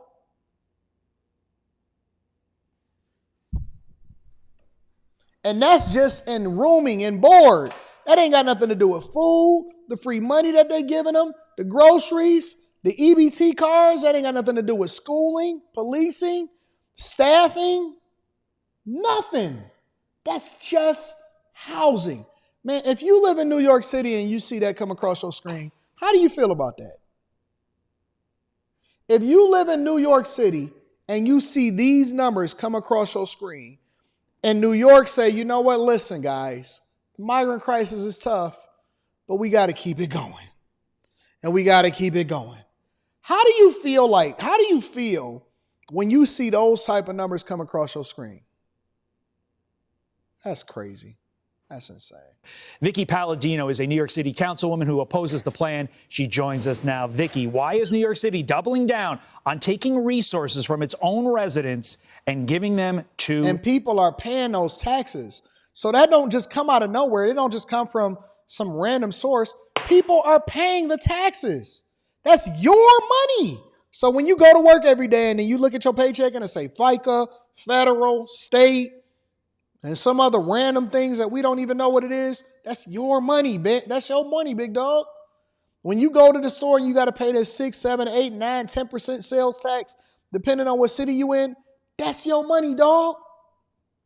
When your schools is underfunded and they got graffiti all over the walls and they can't get no new iPads, that's your money. $5 million a day. Housing alone. Illegal migrants. You know, we've been talking about this now for 2 years. And it's almost like we're pressing the reset button. Once again, we need more. What does that mean? We got 150 right now New York City hotels being taken over by migrants. The cost is $2.3 billion. No, it's closer to $5 billion. Wow. So, you know, don't forget the debit card that goes with that. It's a free pass. 14,000 more rooms. Now, also, let's think about this.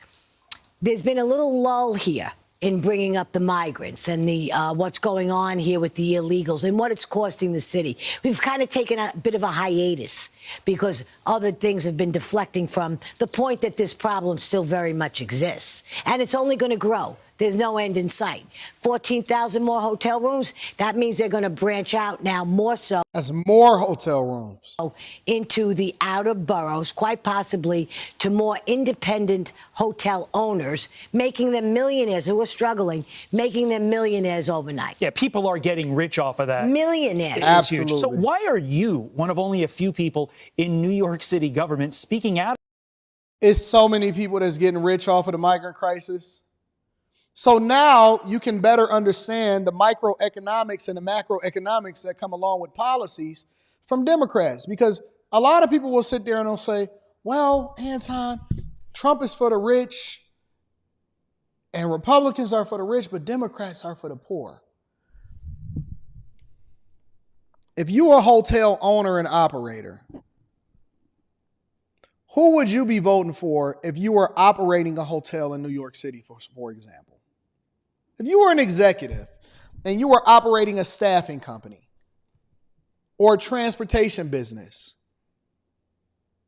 or you were one of the people that were a contractor for some of the schools that we see an influx of people coming into, or if you have a trash company in New York City, or again, you are a hotel operator and you are packed to capacity and the migrant crisis affects you in a positive way, who would you vote for and who would you lobby for in this election? And again, I want y'all to look at this through a lens that's outside of what you experience in your hood.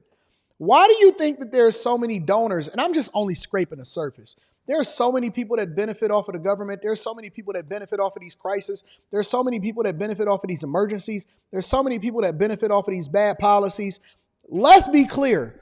There are people that are being made millionaires and billionaires every single day under the Kamala Harris Biden administration. And it's not just because they great capitalists. There are people that benefit every single day. And they are 100% killing it. And it's not just because they just good at business. Of course there are millionaires that's being made every single day. Of course there are millionaires that's being made every single day. Why would people that are in this industry want the migrant crisis to stop when they then have to market themselves to the general public or to visitors in New York City when they automatically is making $5 million a day in new hotels? Why would they want this to stop? If you was in that business, would you want to stop? Would you want Trump to then start deporting illegal gang members and to stop the overflow of migrants onto the border? Would you want him to become president of the United States of America if that's going to stop your money train? Hell no, you wouldn't want it to stop. It's a reason why things happen, and y'all got to start looking through the eyes of more than just you. You got to look through the eyes of so many people that are affected or benefiting off of what these policies are and why they're leaving the border open. About this, aren't citizens going to their council people and saying, stop this? I'm tired of paying for something that doesn't help me. It, in fact, hurts me. It's a very good question. We have 51 council members. We have 9 that sit on what we call the Common Sense Caucus. There are 3 Democrats that make up the Common Sense Caucus. The other 6 are Republicans. We're 6 Republicans in a radical, progressive city council. To my city council, if you were to ask any of the council members whose offices are remote, people go to their offices because they come to mine because they're not getting what they need service-wise from their city council members. Their offices are closed. So when you talk to my city council doesn't even think this is enough. Wow. This isn't. So the fact that it's killing tourism, killing our economy, we're looking at a $10 billion bill. And Hochul's going to come down here and dictate to us what we should do? No. Here's what the New Let me tell y'all something. When you go in your next hotel room, look at this. There's going to be, usually it's like a little plastic holder on the back of the door. In some hotel rooms, it's not necessarily true in Vegas. Sometimes it's in a closet. Sometimes it's on the back of the door. Depends on the type of hotel that you book into and where you're booking at, right? But a lot of times you'll see a plastic holder, and it'll also have a piece of paper in there that says what the average market rate or what the rate should be for that particular hotel, even if you got a discount, even if you got it on a Tuesday, whatever it is, there usually is somewhere posted in the room the market rate for what that hotel is. Do with that information what you will. New York City Department of Social Services says in a statement to us, quote, while this is a new competitive solicitation, it will simply replace an existing emergency contract and not add 14,000 additional units on top of the existing capacity while allowing DHS That's on to top of continue what they already been running up, and they saying it's over 200,000 illegal migrants over in New York City. Provide safe housing for newly arrived families and individuals as they work toward independence and the next step of their journey. I want to focus on that last part. Are those individuals who can't speak the language, have no roots here, are they independent now, tax-paying citizens, providing into the system as opposed to taking? Absolutely not. That's the biggest fallacy we've got going. Okay, now let's take 100% of them and let's knock off maybe 20% that are actually looking for jobs to be able to work. But now what we have, they're driving around on these motor scooters and these motorized things, and they're doing delivery services in that. That's not the road. That's not the road to getting better or to making them advance in our society. We got kids who go to school who cannot sit in a classroom. I speak to my principals all the time. These kids are shifting and moving around because they've never had any kind of schooling. The language gap. We have one terrific school in my district that's failing now because they've got such a language barrier. That's insane, bro. This is absolutely insane. And again, the reason why we always are going to be dealing with this from the lens of a consumer or a lens of an entrepreneur is because we need to understand where the money is going. That's why this is the greatest show on earth. It's because we need, at the end of the day, to understand where the money is going, because it certainly ain't going into your communities. It's flowing out of your communities in order to make a certain demographic of people and business owner rich. Congratulations to the Democratic Party. You've successfully fleeced tax owners or people that pay taxes in y'all state, and you've taken the money out of the pockets of the community in order to enrich y'all friends and y'all family. Congratulations. Tomorrow we will definitely be addressing this new economic plan that I have to research and find out about black people or black men or something. They trying to fix what Obama done messed up on. We'll get there. We'll get there. Let me read some of these super chats. Give me a second. Abe the Hunter is in the building, says, we can't find no jobs. They don't believe in God. GTA Disciple says, notice how all of the Rite Aid, CVS's, and Walgreens had to shut down under the bot. Yep, they sure did. They sure did. Jeremy Bradford says, I'm tired of seeing money being given to migrants that are illegally here. I hope Trump wins in a landslide. Shout out to Time for showing the truth. He will. We working on it. GTA Disciple says, I'm from BXNY and it pisses me off. It pisses me off because it will be a lot cheaper to take care of the homeless. Aaron 218 says, I sent you Kamala new black men's plans on IG. All right, thank you, my friend. That's my city councilwoman. You are the man inspired. Shout out to you. Mr. Joe says NYC Public School spends $21,000 per student. Sub-Zero says I worked the pandemic in downtown LA. The hotel I was staying in had homeless. Workers said they were getting paid full rate from the government to house the homeless, Marriott, and they made bank. Yeah, hotels been getting money ever since the pandemic. Slim Jimmy in the building says hotel owners over there in NYC rubbing their hands together like a fly at a picnic. Hotel owners in Los Angeles and New York has been killing it. Since 2020, they've been killing it. Running up a bag. Charles Blanco says, my New York is the home of the handout at the taxpayers' behest. My girl Jasmine says, I can't wait until Trump and Elon set up this government efficiency commission to monitor spending and send all of them to jail. Ain't nobody going to go to jail, girl. Book Eric Now. Shout out to Book Eric Now. Says, I wonder if Anton will drop the link for a real one. No, not today. Not today. It's a Millionaire Morning Show. Sometimes we do it on a Friday. Aaron, 218 says, black man going off on Kamala on SM for new policies. We'll talk about it. We'll get there. All right, so let's reserve that. Make sure y'all tune into the Q show tonight. It's going to be popping. Millionaire Morning Show tomorrow. Before you leave, make sure you subscribe and turn on your notifications so you don't ever miss a show because we be cooking. We be cooking, all right? Last but not least, again, make sure y'all tap into the Patreon. Link is in the description. Also, Tiege Hanley, 40% off your first order plus 20% off of life. And then get your tickets to come and see me in person. I'm going to make sure that I turn it up for you. Yo, get your tickets. See me in person.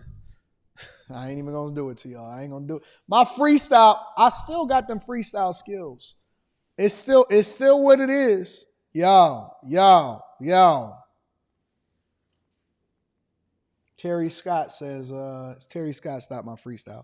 AD, have you ever discussed Trump's 1970s housing accusation? I researched, but I couldn't find much. I haven't. But if you find something, send it to me, and maybe if it's good enough, we'll talk about it on the Millionaire Morning Show. But until then, I love y'all. I appreciate y'all. I think y'all are the greatest audience on earth. Oh, look at Q. Hey, Rita in the back. Here we go. Rita is running up a bag for her daddy over there. So she over there taking care of business on the phone, typing stuff up and running it up. All right, Q, make sure y'all tune into the Q show tonight. Hey, Q don't even speak to Time Dog. She speak to Rita. You see how that go? See how that go?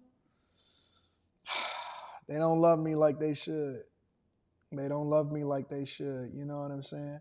But I know what my dog Slimmy said. My dog Slimmy says, you better thank a union member. Oh, Q, why you just not waking up? Q making too much money. That's all that is. Listen, I love y'all. I appreciate y'all. Make sure y'all tune in to Q show tonight. It's going to be popping. Patreon, subscribe, and then get your tickets to the show. I love y'all. I appreciate y'all. We're going to be back at it tonight and then in the morning. Peace.